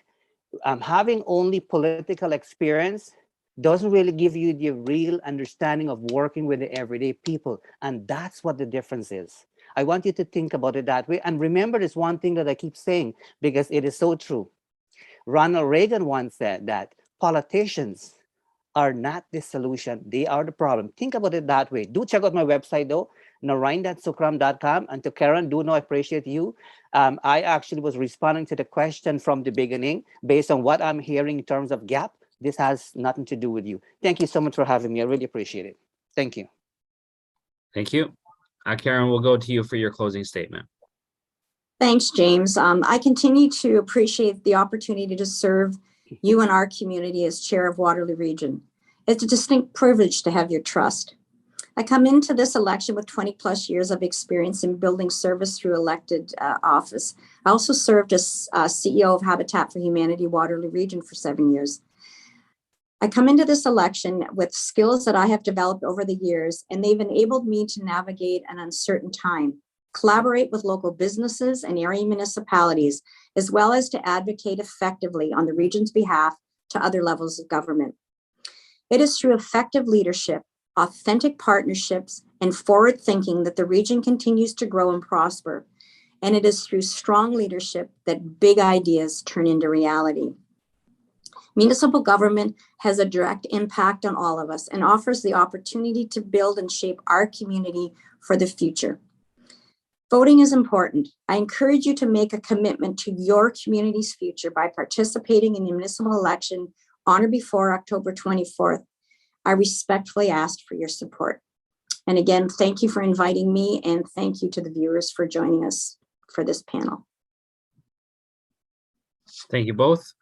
On behalf of the Chamber, I'd like to thank everyone for taking part in this forum from their busy schedules to participate. If you're a resident of our region, the municipal election is October 24th, and it is rapidly approaching, so please ensure you're aware of voting location. The Chamber hopes this forum has provided some relevant perspectives on your issues of concern. Thanks to everyone, and have a great day.